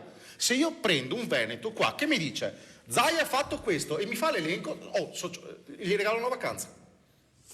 Gli regalo una vacanza. Mi permetto un secondo di aggiungere proprio un cappello al tuo ragionamento sull'autonomia. 23 erano le materie che il Veneto chiese a Roma, no? E 21 c'era un accordo su 21 materie, ne erano rimaste fuori 2, solamente la sanità, che tra l'altro è già regionalizzata, e la scuola, perché volevano dare stipendi più alti, se non sbaglio. No, il problema della scuola era non sugli stipendi, ma sulla partecipazione locale degli insegnanti. Quindi abbiamo su 23 materie, 21 c'era già un semiaccordo definitivo, poteva chiudere e non ha chiuso. Allora, perché non ha chiuso Zaia? È troppo ottimistico però. Quello è il discorso, ma eravamo comunque, su una linea di semiaccordo. Sì. Perché non ha chiuso Zaia? Allora, perché vede, Salvini è da 20 anni Zaia e Salvini, tutti e due poi alla fin fine. Ma perché fa comodo alla Lega continuare a riproporre da 20 anni gli soliti slogan di secessione, devolution? Adesso abbiamo nuovamente la autonomia differenziata, perché la riutilizza nuovamente nella successiva campagna elettorale. Si procede per slogan, ma non abbiamo, anche quando siamo seduti intorno a un tavolo e stiamo chiudendo la partita, non la si vuole chiudere. Mi permetti un appunto? Ora, se a sinistra, perché questo governo è sinistra, okay, fossero furbi, però ce ne vorrebbe tanta di furbizia, dovrebbero iniziare a sganciare un po' alla volta fette di autonomia, ma non soltanto in Veneto, in Lombardia, in Emilia Romagna e in tutte le regioni che le hanno chiesta. Se loro iniziassero a sganciare un po' di autonomia, toglierebbero ulteriore linfa, ulteriore carburante a quelle che sono le politiche di Salvini. Il problema è che sono talmente arroccati su posizioni di sinistra, perché il must di questo governo del governo precedente, dove c'era Salvini, è stato il reddito di cittadinanza. Tra l'altro, raccontato in un modo da Di Maio in realtà è arrivato in un modo completamente diverso, molto depotenziato, per fortuna, perché se erano i 1.400 fischi euro che aveva promesso Di Maio, già era da sparsi in testa tutti quanti a fare penne. Ma perché deve esserci questa ostilità nei confronti delle fasce deboli? Tu sei un imprenditore, giusto? Sì. Sono un imprenditore anch'io. Perché? Allora, guardiamo Perché, sotto questo punto di vista. Allora, non sono ostile io in se stesso alla manovra, poteva essere perfettibile, non c'è un bravo dubbio. ti do una visione non politica ma da imprenditore. Certo. Quindi siamo sullo stesso binario, Sì. che immagino. Ora, tu sei sicuramente d'accordo con me sul fatto che l'asset di produzione economica è determinato solo e esclusivamente dalle imprese. Fin là non ci piove, giusto? Certo. Quindi la ricchezza di un paese è determinata dalla ricchezza che creano le industrie, che creano i privati, perché con quei soldi, cioè le tasse che producono le imprese, si può dare uno stato sociale. Se non c'è l'impresa che crea il reddito, lo stato sociale non esiste.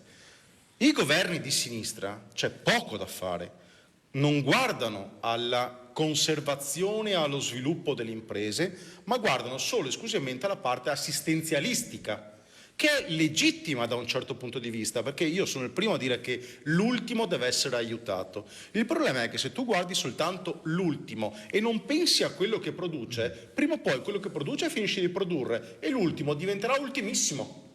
Quindi c'è poco da fare. Uno Stato, per poter essere gestito, deve costruire ricchezza e chi la costruisce sono le imprese. Se le imprese non vengono aiutate, l'ultimo diventerà ultimissimo. Punto. Non ci sono alternative a questo. Sì, è lineare il ragionamento. No, nel senso manca l'altra parte dell'intervento di quello. Manca l'altra parte, nel senso che è giusto aiutare le fasce deboli, ma devi anche potenziare, abbassando, incentivando lo sviluppo e anche depotenziando quello. Ma se l'altro ha staccato la spina? Aspetta.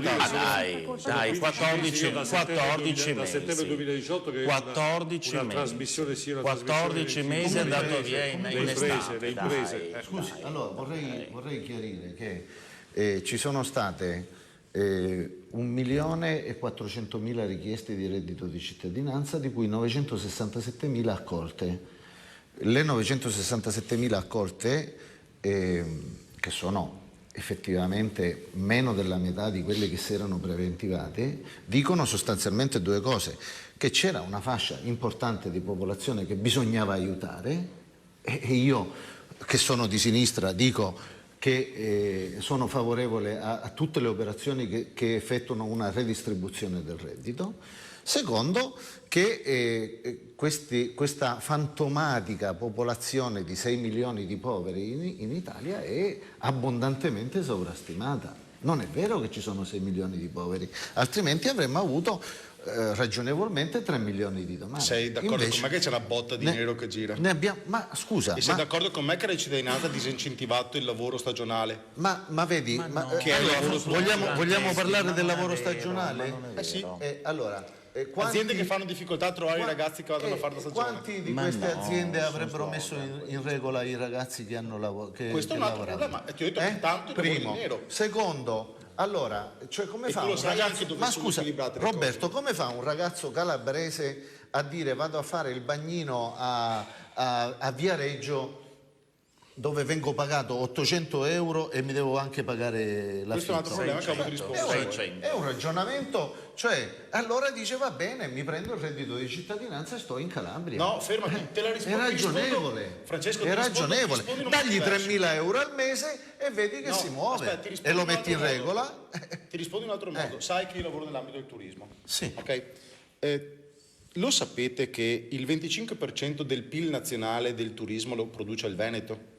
Quindi vuol dire che il 25, cioè un quarto di quello che viene prodotto dal turismo italiano lo fa il Veneto. Sì. Il Veneto è bellissima regione. Venezia, Jesolo, certo. Comunque i tedeschi che venivano. Bene. Allora io mi domando e dico, prendiamo la Sicilia o anche la tua Calabria.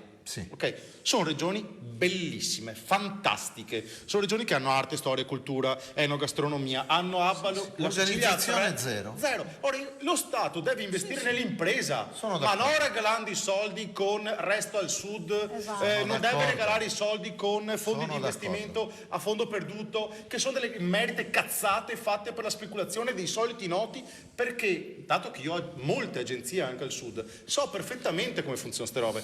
I soldi vanno sempre agli stessi, che speculano su questo, perché lo Stato non è in grado di controllare. Lo Stato è fallito nel suo sistema Stato. È per quello che noi, nel nostro piccolo, ci battiamo per un'Italia completamente diversa. Per questo che lo volete dividere. È per questo che lo volete dividere. È prevista in Costituzione. È prevista in Costituzione. Dai, non diciamo stupidaggini. Sì, ma non le secessioni, no? Tu sei di un partito indipendente. No, io sono patto per l'autonomia veneto. Francesco, non premi in giro. Patto per l'autonomia veneto. Fai l'analisi grammaticale? Non è difficile, so che lo riesci a fare. Conosco bene Mascherina. Lo so, esatto. Allora, è ovvio che io nel mio cuore vorrei l'indipendenza del Veneto, ma non arriva adesso. Facciamo un'autonomia, creiamo uno Stato federale, dobbiamo cambiare radicalmente le regole del gioco. Non si può continuare così. La coperta è corta. Se la tiri su da una parte, IP sta fuori. Comunque, io sono per la Regione Italia nella Nazione Europa. Senta Bonino, un'altra curiosità, cioè effettivamente chi ha votato 5 Stelle il 4 di marzo, 3 di marzo, 4 marzo, 5 marzo 2018 sicuramente lo ha votato con un senso di aver voglia di cambiamento, aver voglia di molte cose. Vabbè, io non voglio entrare nel dettaglio nelle Vaffadei, cioè che era un po' vostro cavallo di battaglia, non distruggiamo tutto, miglioriamo tutto. Secondo lei poi alla fine veramente l'elettore del 5 Stelle voleva, tutti gli elettori, 10 milioni e passa di elettori di 5 Stelle avrebbero voluto un accordo col PD? No. E allora... Ma neanche con la Lega. No, esatto, e questo lo testimonia il fatto che dal 33% siamo scesi al 16%, quindi è chiaro che queste alleanze hanno sicuramente anche portato, secondo me, ad un calo di consensi per quanto ci riguarda. Noi avevamo un programma, avevamo detto non riusciamo ad arrivare al 41%, di conseguenza vediamo che forza politica è disposta a lavorare con noi con questo programma. Renzi aveva detto di no inizialmente, quindi siamo andati con il terzo, ovvero con la Lega, e abbiamo iniziato questa avventura politica che ha di fatto anche, sebbene ha portato a casa determinati successi che erano presenti nel nostro programma, per i quali anche siamo stati votati, ha però drenato una serie di consensi da un 33% a un 16% che secondo me, guarda, è dovuto soprattutto ad una straordinaria efficacia comunicativa della Lega. Questo sì, prima l'ho anche detto. Salvini è stato molto bravo a comunicare, comunicava sempre, sottolineava determinati temi che hanno spostato completamente l'attenzione anche su tante altre leggi che magari anche sono state positivamente approvate anche in Parlamento. Cosa c'è da dire? Col PD. Ovviamente all'interno del 5 Stelle convivono diverse sensibilità e diverse anime, non c'è ombra di dubbio. Abbiamo delle anime che provengono da sinistra e quindi con una sensibilità di temi di sinistra come il sociale, il salario minimo, e dei temi invece che appartengono invece alla destra. Quindi la convivenza all'interno dei 5 Stelle non è facile. Noi avevamo fatto un progetto che potesse in qualche modo far convergere queste due anime. Io guardi, chiudendo la mia riflessione, io non so quanto durerà questo governo e non lo so se durerà e non lo so se verranno fatte delle alleanze anche all'interno dei contesti regionali. Vero è che se il governo, non approva nell'arco dei successivi mesi delle manovre convincenti e serie, a questo punto io non vedo una prospettiva futura. Quindi vedremo immediatamente se possiamo considerare questa alleanza come un felice matrimonio o meno, lo vedremo nell'arco di un mese e mezzo subito. Ecco, altrimenti prepariamoci. Quali potrebbero essere, Borile oppure Scopelliti, queste manovre, questi cuneo. argomenti? Guardi, una richiesta che ormai è imperante, irrinunciabile e non può essere procrastinata, ovvero l'abbattimento del cuneo fiscale per le aziende e quello contributivo. Non c'è ombra di dubbio, ce lo chiedono tutti, è lì che lo stanno aspettando. Dovevamo farlo prima. Borile, la interrompo adesso che le ho dato una risposta. Come fate Dovevano a farlo ridurre il prima, cuneo fiscale, quindi ad abbassare il gettito fiscale? Certo. E a creare una copertura. Dottor, se magari non so, lei ha una soluzione, io non... Infatti ha detto dovevano farlo prima, l'ha ammesso, vede che l'ha ammesso Borile. E il suo alleato ha staccato la spina. Non l'hanno fatto.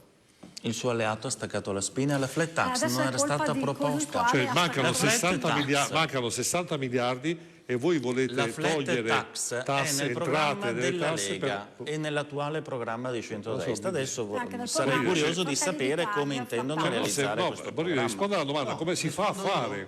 Come si fa? Rispondo io. Una bella patrimoniale, facciamo una patrimoniale. Rispondo io. Intanto c'è un nuovo rapporto con l'Europa e quindi anche la possibilità di aumentare la flessibilità sui conti a livello europeo. Secondo, abbiamo lo spread che è sceso, se scende sotto i 100 sono 5 miliardi risparmiati. C'è l'IVA elettronica che ci sta facendo entrare altri 7 miliardi. L'operazione che ha detto prima Simone dovrebbe costare fra i 7 e i 10 miliardi, non costa 60 miliardi quanto la flat tax, perché ricordo a tutti che la flat tax è quella norma che toglie ai poveri e dà i soldi ai ricchi, no? Cioè, per esempio lei che guadagna oltre 200.000 euro l'anno, pagando il 15% pagherebbe pochissimo, mentre invece adesso paga il 40% e quindi paga moltissimo. Quindi lei che è molto ricco avrebbe un vantaggio notevole. Quello che guadagna 8-10.000 euro l'anno col 15% non ci guadagna niente, no? Per essere chiari. Insomma. Ecco. Quindi il problema è proprio quello. Convinto che piacerebbe anche a quello comunque avere il 15% di flat tax. Ma vedi, guarda, ti faccio un esempio classico. Io nel mio piccolo pago mediamente quasi il 30% di tasse. Privato o pubblico? Io sono un dipendente pubblico, guadagno molto bene perché sono un funzionario apicale, guadagno più di 50.000 euro l'anno e quindi pago circa 15.000 euro di tasse all'anno. C'è una bellissima storiella. Aspetta, fammi dire questa cosa. Vai. Pago circa il 30% di tasse, sono 15.000 euro l'anno.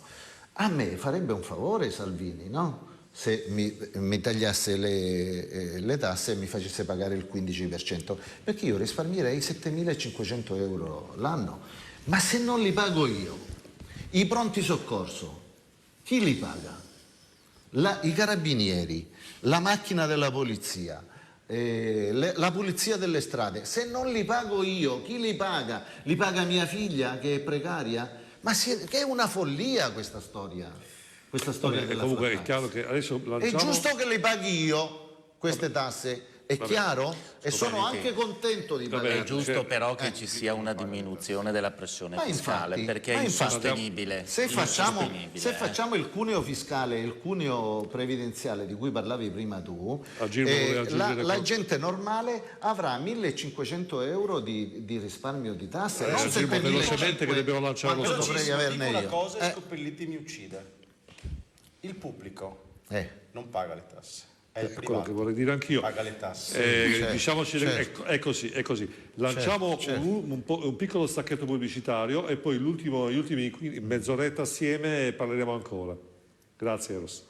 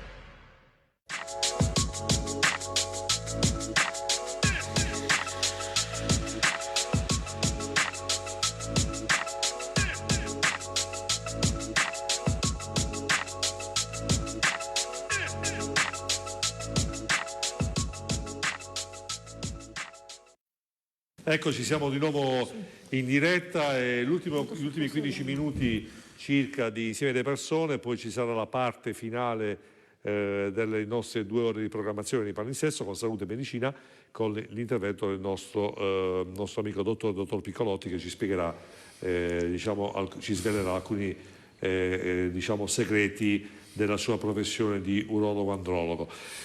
Ecco, in effetti Scopelliti, lei si è detto a Girmo prima, è il pubblico alla fine che lei dice io pago le tasse, però è lo Stato che si paga le tasse da solo. Però c'è da dire anche un fatto che comunque alla fine il PD, quando c'era Renzi, ha fatto qualcosa anche di destra, però alla fine il problema della burocrazia non è stato ridotto assolutamente. I poveri sono rimasti poveri, i pensionati da 500 euro al mese sono rimasti noi da abbiamo 500 messo la euro al mese. 14ª, per esempio. I disabili continuano a prendere euro non valgono. 250 euro al mese, le aziende vanno via all'estero perché comunque gli conviene andare all'estero perché c'è un cuneo fiscale pazzesco, i nostri giovani non riescono a trovare lavoro. Ditemi che Italia volete cambiare voi col PD e 5 Stelle? Io voglio sapere, non è che voglio fare polemica, però se me lo spiegate come imprenditori io sono curioso. I cittadini lo vogliono sapere. In pochissime parole, la nostra è la seconda manifattura d'Europa, dopo la Germania. Noi siamo un paese che esporta, che ha un attivo commerciale di oltre 60 miliardi l'anno. Cioè noi siamo un paese che genera continuamente ricchezza. Qual è il nostro problema? Il problema è il debito, il pagamento del debito. Quello è. Ogni volta che parlava Salvini lo spread saliva di un punto e ogni punto di spread sono 5 miliardi di interessi. Borilla, risponda alla domanda. Borilla può rispondere alla domanda, Scopelliti. Io ho fatto una domanda precisa. In questo quadro, poi magari Dotto, non so, avrà delle soluzioni anche lei, a Girmo, non lo so, Tosi. Ripeto, ho fatto un elenco io avrei al posto di Duva avrei fatto un elenco delle cose che non vanno, non delle cose che vorrei fare, che poi tanto chissà quando si realizzeranno fra 30 anni. Oggi abbiamo un problema reale, ci sono delle situazioni reali, gente che non riesce ad arrivare a fine mese, giovani che vanno all'estero, i giovani di oggi che non hanno prospettiva futura di lavoro e noi gli diamo il reddito di cittadinanza, le aziende che chiudono perché hanno 120 controlli che possono essere fatti in qualunque momento, 120 tipi diversi di controlli, le banche che non danno fidi, i ragazzi che vanno all'estero. Ditemi voi come volete. Ti aggiungo una cosa, in funzione alla io... latitudine ci sono più o meno controlli e questo è un dato di fatto oggettivo. Questo è il pizzo di Stato, come si gli chiama? italiani non hanno bisogno di assistenzialismo, non hanno bisogno del reddito di cittadinanza, pretendono lavoro uguale a dignità, è questo che non riescono a capire i PD e 5 Stelle. Un giovane ha bisogno di avere garanzie per il suo futuro, tanti giovani se ne vanno, è vero che vanno all'estero, ma una volta quando andavi all'estero, io sono figlia di un emigrante, mio padre andò a Lussemburgo e ci rimase per ben 18 anni per costruirsi un futuro e per poi tornare nel suo paese, ma se era costruito il suo futuro, ha garantito un futuro alla sua famiglia, ha permesso a sua figlia di fare i suoi studi, eccetera. Ma un giovane che adesso va all'estero ti torna in Italia dopo pochi mesi, perché neanche all'estero c'è il lavoro, c'è una difficoltà oggettiva. Cerchiamo di aiutare a fare politica a favore del lavoro. Questo non è stato fatto né dai 5 Stelle né dal PD. Ma perché non è demagogico. Cioè il PD non può fare la politica aiutiamo le imprese per creare il lavoro, perché nessuno dei suoi elettori li voterebbe più e quindi fa più comodo andare, non dico contro le imprese, infatti che sarà Whirlpool. Favorire il lavoratore, diciamoci la verità, Scopelliti, è così, cioè vi fa più comodo aiutare il lavoratore a fare le battaglie, invece quando sapete benissimo che se non aiutate le imprese, quei posti di lavoro non ci contano, oppure parliamo a vanvera, perché state parlando a vanvera. Il governo Renzi ha governato per 1000 giorni e il numero di occupati è aumentato di 1 milione. Sì, con il Job Act che è un fallimento clamoroso. Abbiamo fatto il Job Act che è un fallimento clamoroso, determinato da un qualsiasi commercialista ti dirà che il Job Act è stato... Le aziende per 3 anni non hanno pagato i contributi. Non avete creato comunque occupazione, era virtuale. A me risulta che molte aziende, soprattutto le nostre eccellenze del nostro territorio, hanno lasciato questo paese per andare all'estero. A me e quali risulta sono? questo. Facciamo dei nomi. Cioè, scusi, La Fiat per esempio è andata all'estero? La Fiat non c'è più in Italia. Tutto. La Ferrari dove lavora? La Fiat non è italiana. Vi riempite la bocca di slogan, parlate a Guarda che la Fiat non è italiana. Parlate a vanvera senza sapere di quello che state parlando. La Fiat non è italiana. Certo, Scusa, è dalla Svizzera. Ma scusa, come fai a non saperlo? La Fiat ha la sede legale in Lussemburgo. Ma non dire sciocchezze. Elkann è il nipote di Agnelli, è il proprietario della Fiat e vive a Torino. Poi che l'azienda abbia la sede legale in Olanda per una questione di controllo degli asset, perché poi le tasse la Fiat le paga in Italia. Quindi parlate di cose che non sapete, parlate per favore di cose che sapete. Ma paga le tasse solo per la produzione italiana. La produzione della Fiat è tre quarti all'estero. Non è vero niente. La Fiat produceva in Polonia, in Serbia, ha reinternalizzato Brasile. tutto. Non solo ha reinternalizzato tutto, ma ha la FCA ha cominciato a fare le Jeep per esempio in Italia e le vende in America, dove fa l'80% degli utili, fra parentesi. Questo per dire. Quindi tu neghi il fatto che le aziende italiane scappano? No, certo che lo nego. La Campari, che è la maggiore società di spiriti che c'è in Italia, compra lo champagne per esempio in Francia, cioè Del Vecchio ha comprato la più grande azienda di occhiali francese e la controlla.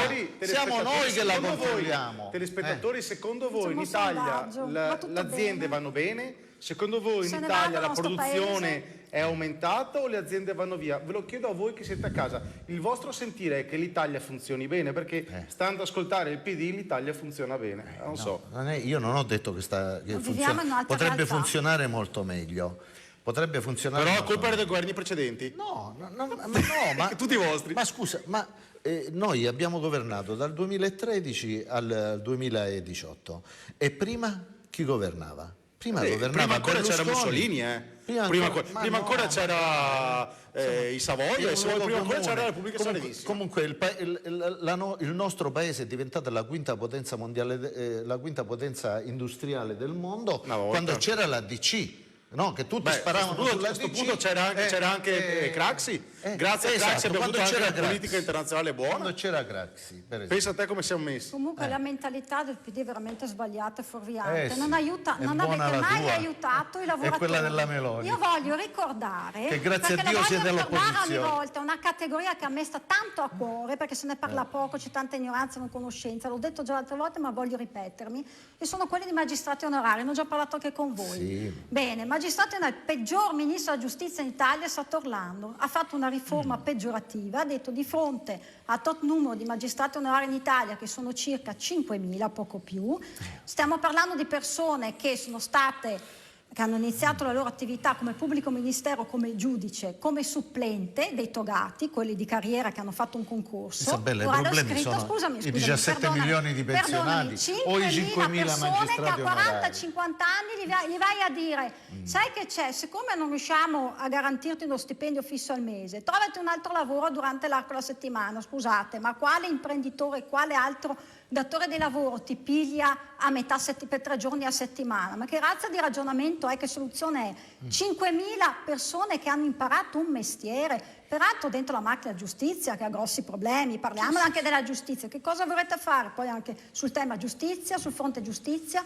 Questi magistrati che cosa ne farete? Le butterete in mezzo ad una strada? Io prima ho fatto l'elenco delle cose che potrebbero essere migliorate nell'Italia, tutti con facili promesse. Abbiamo visto Duva lì che ha fatto l'elenco del paese, del mondo delle meraviglie, però alla fine sono problemi tangibili, il problema Tosi, sono obiettivi tangibili quelli che lui ha detto, condivisibili. Il punto è che le promesse, la gran parte di quelle che sono state fatte anche da Salvini e poi anche quelle elencate prima in televisione dall'esponente Grillino, sono promesse a costo, sono tutte promesse che costano, o costano o sono delle riduzioni fiscali di dimensioni spropositate e uno non dice dove trovare la copertura, perché se dici tolgo le accise sulla benzina che sono 50 miliardi circa, devi dire dove trovo i 50 miliardi a sostituzione. E quindi sono tutte promesse che hanno dei costi insostenibili e quindi sono delle promesse scorrette perché chi le fa sa che sono false. le cose che si potrebbe fare, è l'unica cosa veloce a costo zero, è ridurre la burocrazia. Perché ridurre la burocrazia non costa, non è che devi trovare dei soldi per ridurre la burocrazia.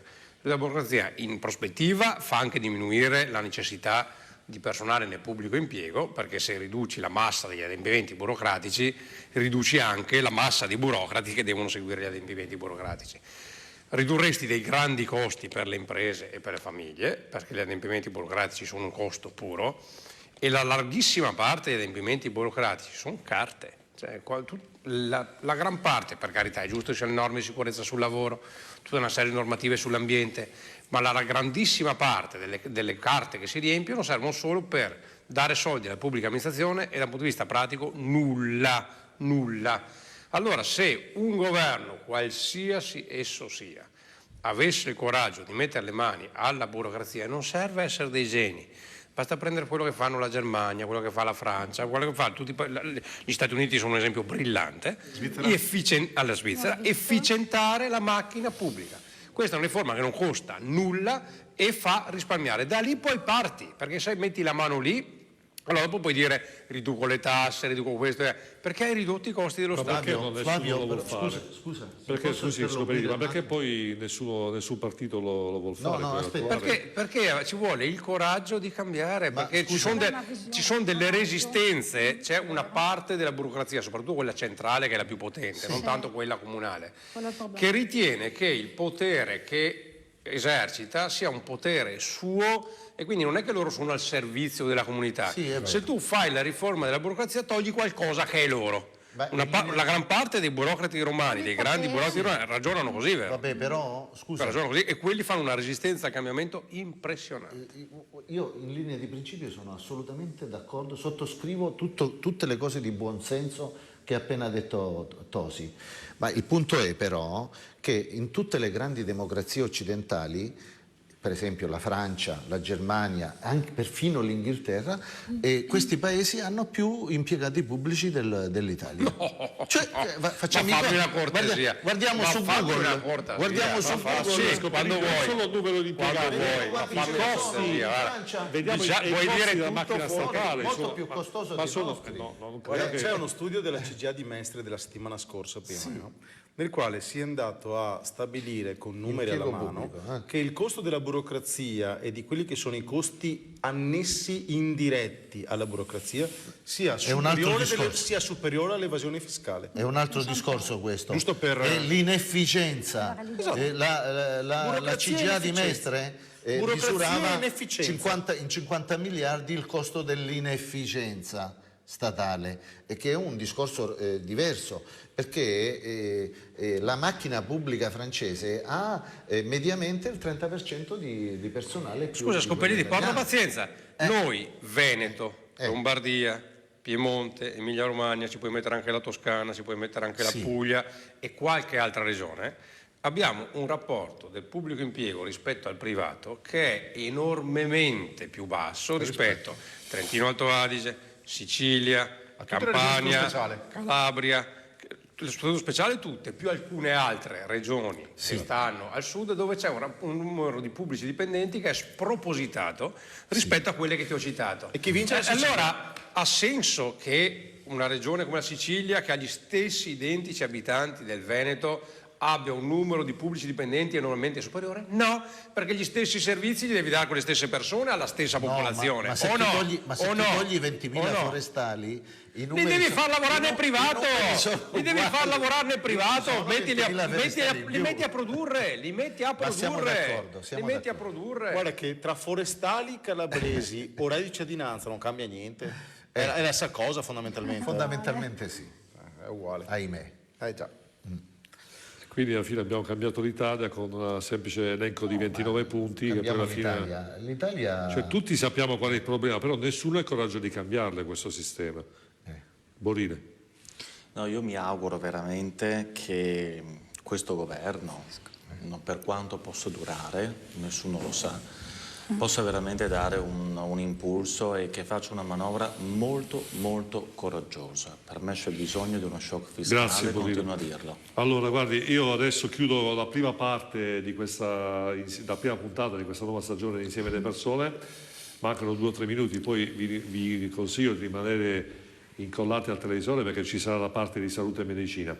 Ecco, io credo che le riflessioni dei nostri ospiti, che ringrazio veramente perché ci hanno messo il cuore nell'esporre le proprie idee, e a me piace anche per il fatto che ognuno crede alle proprie idee e c'è il massimo rispetto per le idee degli altri, anche se magari uno la può pensare diversamente, però la cosa più bella è il confronto. E io spero che oggi siamo riusciti a confrontarci serenamente su varie tematiche. Sicuramente io sono convinto che ognuno di noi nel nostro intimo vorrebbe uno Stato più efficiente, meno burocrazia, meno assidi, più benessere, cioè non essere costretti a non fare la spesa l'ultima settimana perché mancano i soldi, o non dare una paghetta ai nostri figli perché purtroppo l'azienda che sta chiudendo, o perché magari i nonni non riescono a dare la mancetta ai nipoti perché hanno solo 500 euro al mese. Quindi dentro di noi, ognuno di noi sa benissimo quali sono le cose da cambiare e chiediamo tutti quanti i cittadini, saranno d'accordo con me, a gran voce ai politici di cambiare atteggiamento.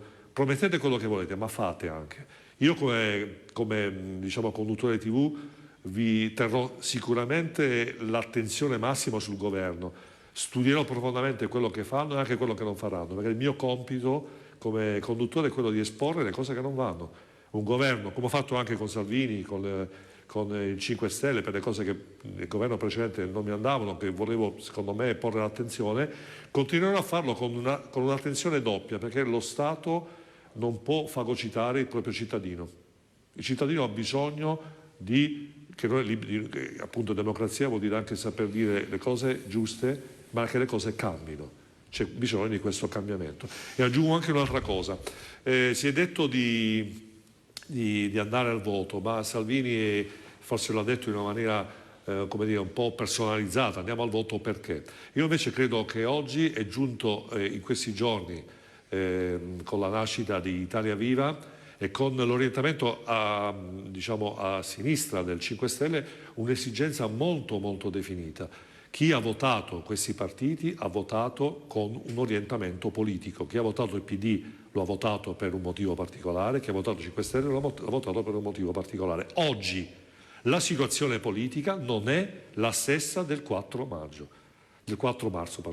Quindi io credo che per questo senso nuovo, mutato della politica italiana, e questi stravolgimenti che ci sono stati all'interno, sia giusto andare a votare. Perché chi ha votato con un partito oggi ha votato un partito che non c'è più, ha votato un'ideologia che non c'è più. Quindi il rispetto del cittadino, io dico, non interessa l'opinione degli altri in questo caso, perché dico che sicuramente è un'esigenza da salvaguardare, da considerare. Chi ha votato un partito, oggi quel partito non ha mantenuto, non dico l'ideologia, sto parlando di ideologia. Chi ha votato il PD, oggi il PD è diviso in due, chi ha votato 5 Stelle, il 5 Stelle oggi ha avuto un orientamento diverso. Quindi questi sono aspetti da considerare. Io ringrazio i miei ospiti, Simone Borile, ex consigliere Movimento 5 Stelle. Salve, saluti a tutti, buonasera. Francesco Scopelliti, Partito Democratico, e poi chissà Italia Viva fra un po'. Italia Viva. Italia Viva. Viva l'Italia Viva. Isabella Dotto, Fratelli d'Italia. Buonanotte a tutti. Roberto Agirmo, vicepresidente Patto per l'Autonomia Veneto. Io sono Marco. E Flavio Tosi, ex sindaco di Verona. Grazie, buonanotte. Ecco, grazie ancora dell'ospitalità e della tenacia con cui avete visto questa trasmissione. Ci vediamo domani, sempre il stesso canale che rimarrà sempre il 154, dalle 21:30, con nuovi ospiti e affrontando altri argomenti. Continuate a vedere Salute e Medicina fino alle 23:30. Grazie.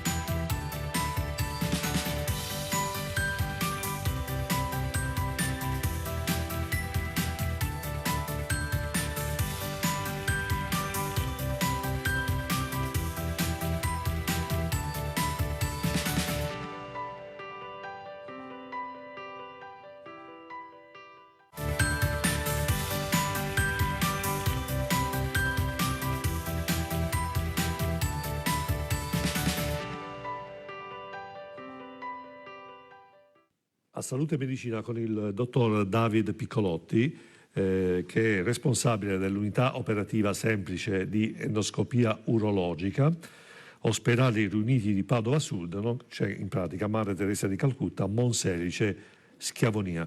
Benvenuto dottore. Buongiorno. Ho detto giusto come presentazione? Sì. Quindi è in pratica Padova Sud è praticamente l'ospedale di Schiavonia, quello di Monselice. Quello che viene chiamato comunemente ospedale di Schiavonia. Che comunque è un ospedale, diciamo, molto moderno, perché ci sono stato... È nuovissimo, è all'avanguardia su parecchie tecnologie, è stato costruito da meno di 5 anni, per cui ha tutti gli aggiornamenti tecnologici di ultima generazione. Quindi questo è un vantaggio per voi per noi, ma soprattutto per i pazienti e gli utenti che afferiscono al nostro bacino. Benissimo. Ecco, allora dottore, entriamo subito nel vivo. Ovviamente lei, essendo specializzato in urologia, vediamo prima domanda semplice, che sicuramente è di maggiore interesse per i nostri telespettatori: l'incidenza della calcolosi urinaria nella popolazione. Cioè, parliamo del fenomeno, se magari, ecco, poi magari questa cosa, le faccio anche un'altra domanda, se è legata poi anche alla qualità della vita che abbiamo. Assolutamente, la percentuale di questa patologia varia nella popolazione dall'1% fino addirittura al 20% di tutta la popolazione, ed è fondamentalmente legata a cattive abitudini di vita e colpisce di più la popolazione degli stati con un alto standard di vita. Infatti i paesi più colpiti sono la Svezia, gli Stati Uniti e il Canada, dove c'è un'alimentazione non del tutto corretta, dove i pazienti, o meglio, dove la popolazione tende a avere bere molto di meno acqua e più succhi di frutta iperconcentrati o bibite gassate, che sono una delle principali cause di formazione dei calcoli. Logicamente più si va avanti con queste abitudini di vita scorrette, più la percentuale aumenta. Addirittura si è visto che negli ultimi 20 anni abbiamo avuto un incremento del 40%, vuol dire che i nostri nonni ne avevamo 1 su 10 che forse sviluppava una calcolosi. Adesso rischiamo di averne 4 su 10, anche 5.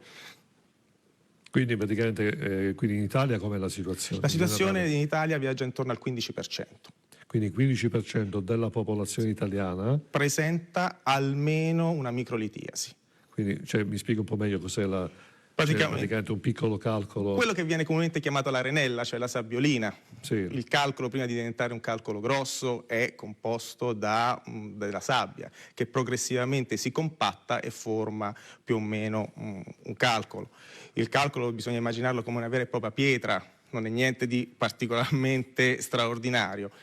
Addirittura alcuni dei calcoli che si trovano all'interno dei reni si ritrovano anche in natura, che non c'entrano quindi nulla con patologie molecolari particolari, sono proprio sassi.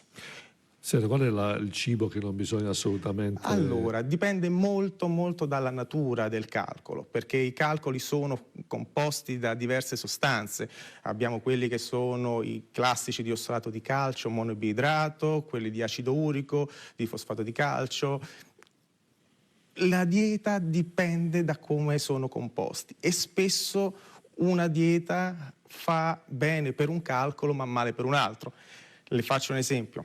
L'acido urico, quindi i calcoli di acido urico, sono dei calcoli che facilmente possono essere addirittura sciolti con determinate sostanze, cioè alcalinizzando le urine, si dice, prendendo degli integratori che diminuiscono il pH, cioè rendono l'urina meno acida, il calcolo si scioglie.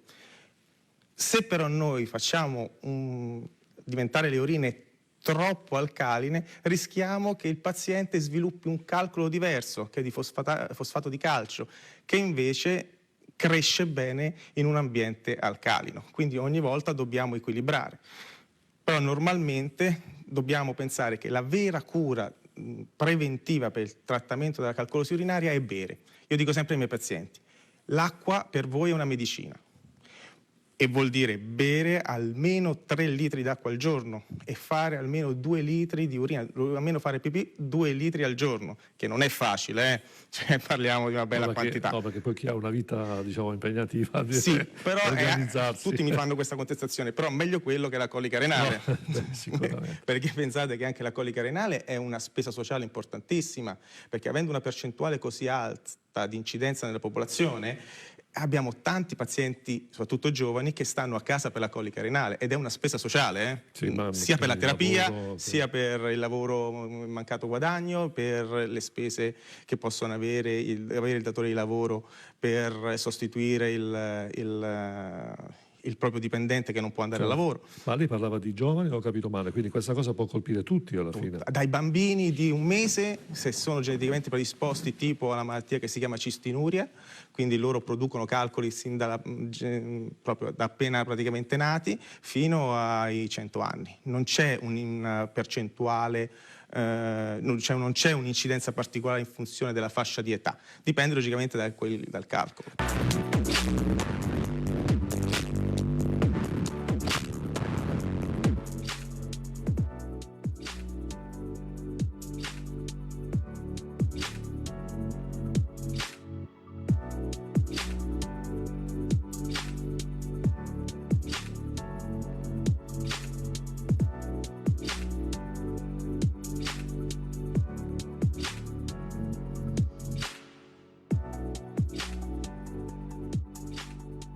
C'è una predisposizione genetica, secondo lei? Alcuni hanno una predisposizione genetica, per esempio si vede molto frequentemente quando visitiamo i pazienti che lui ci dice anche papà o anche mamma hanno avuto... È anche difficile però dire se c'è veramente una predisposizione genetica legata a un gene, tranne in alcune patologie particolari. Più che altro spesso però ci troviamo di fronte a cattive abitudini di vita. Mamma e papà non bevevano abbastanza acqua, inevitabilmente i figli hanno imparato a fare cose. L'alimentazione, se io mangio quantità industriali di insaccati o di frattaglie o addirittura anche cioccolato, sono più a rischio di sviluppare una calcolosi di ossalato di calcio o di acido urico. Okay? Quindi dipende molto dalle abitudini di vita. C'è da considerare un fatto che nella nostra società oramai siamo abituati, ad esempio, ad avere una percentuale di sale, di cloruro di sodio nei nostri alimenti molto superiore rispetto a quello che era una volta, anche perché ricordiamoci che il sale era il salarium, era lo stipendio e quindi ci si andava piano prima di metterlo sopra qualche alimento. Invece adesso che c'è il benessere si usa molto di più. Più sodio noi incameriamo e più c'è il rischio di formare il calcolo. Perché alla fine il calcolo come si forma dentro il rene? Perché lì è... Ecco, spieghiamo un po'. Innanzitutto si forma dentro il rene. Dentro il rene. Prima di andare nell'uretere, c'è il tubicino che porta l'urina dal rene fino alla vescica, il calcolo si forma nel rene, nei calici e da lì poi nel bacetto. Perché il collettore, cioè il rene, è composto da una parte solida, diciamo, che è quella che produce l'urina, e poi una specie di un imbuto imbuti più piccoli che poi diventano un imbuto più grande che fa scendere giù l'urina. È idraulica pura. Cosa succede? Se le nostre urine sono sature, cioè la quantità di acqua presente nelle urine è inferiore a una determinata quantità e i sali sono più alti, i sali precipitano. E l'esempio lo faccio sempre lo stesso: se io prendo 1 chilo di sale e ci metto un bicchiere d'acqua, il sale non si scioglie. Quindi la stessa cosa vale nelle urine. Voglio mangiare 1 chilo di sale, se ci riuscissi, bevo 20 litri d'acqua, perché altrimenti quel sale o il calcio precipita e si agglomera e forma un calcolo. Un'altra cosa importantissima da dire dal punto di vista dell'alimentazione è che i pazienti che soffrono di una calcolosi calcica, cioè con la presenza di calcio, non devono assolutamente mai smettere di prendere calcio. Questa è un'abitudine che avevamo noi urologi di dire 20-25 anni fa. Hai i calcoli di calcio? non prendere latte, non prendere yogurt, non prendere formaggio perché ti vengono di più. E invece è proprio totalmente il contrario. Se io non assumo una quantità regolare di calcio con l'alimentazione, circa 1 grammo e 2 al giorno, aumento il rischio litogeno. Cosa vuol dire? Aumento il rischio di formare i calcoli a base di calcio, perché è il mio stesso corpo che lo elimina dalle ossa e me lo fa eliminare, lo prende dalle ossa e me lo fa eliminare nelle urine. Quindi soprattutto nelle donne in menopausa con problemi di osteoporosi e quant'altro, non vi limitate, e se avete calcoli non vi limitate nell'apporto di calcio. Una dieta regolare va benissimo. Ecco, l'utile è diminuire le proteine animali, quelle sì, quelle aumentano il rischio di calcoli anche, perché acidificano le urine, perché creano una matrice in cui i sali si infilano dentro e diventano una specie di agglomerato fra proteine e sali, e questo aumenta il rischio. Una dieta perfetta non c'è mai, anche perché questi pazienti li tortureremmo se gli dicessimo di non mangiare niente, cioè o acqua, non è che possono campare d'acqua. Però ecco, se fanno una volta che a Natale mangi un pezzo di torrone al cioccolato di più, bevi di più.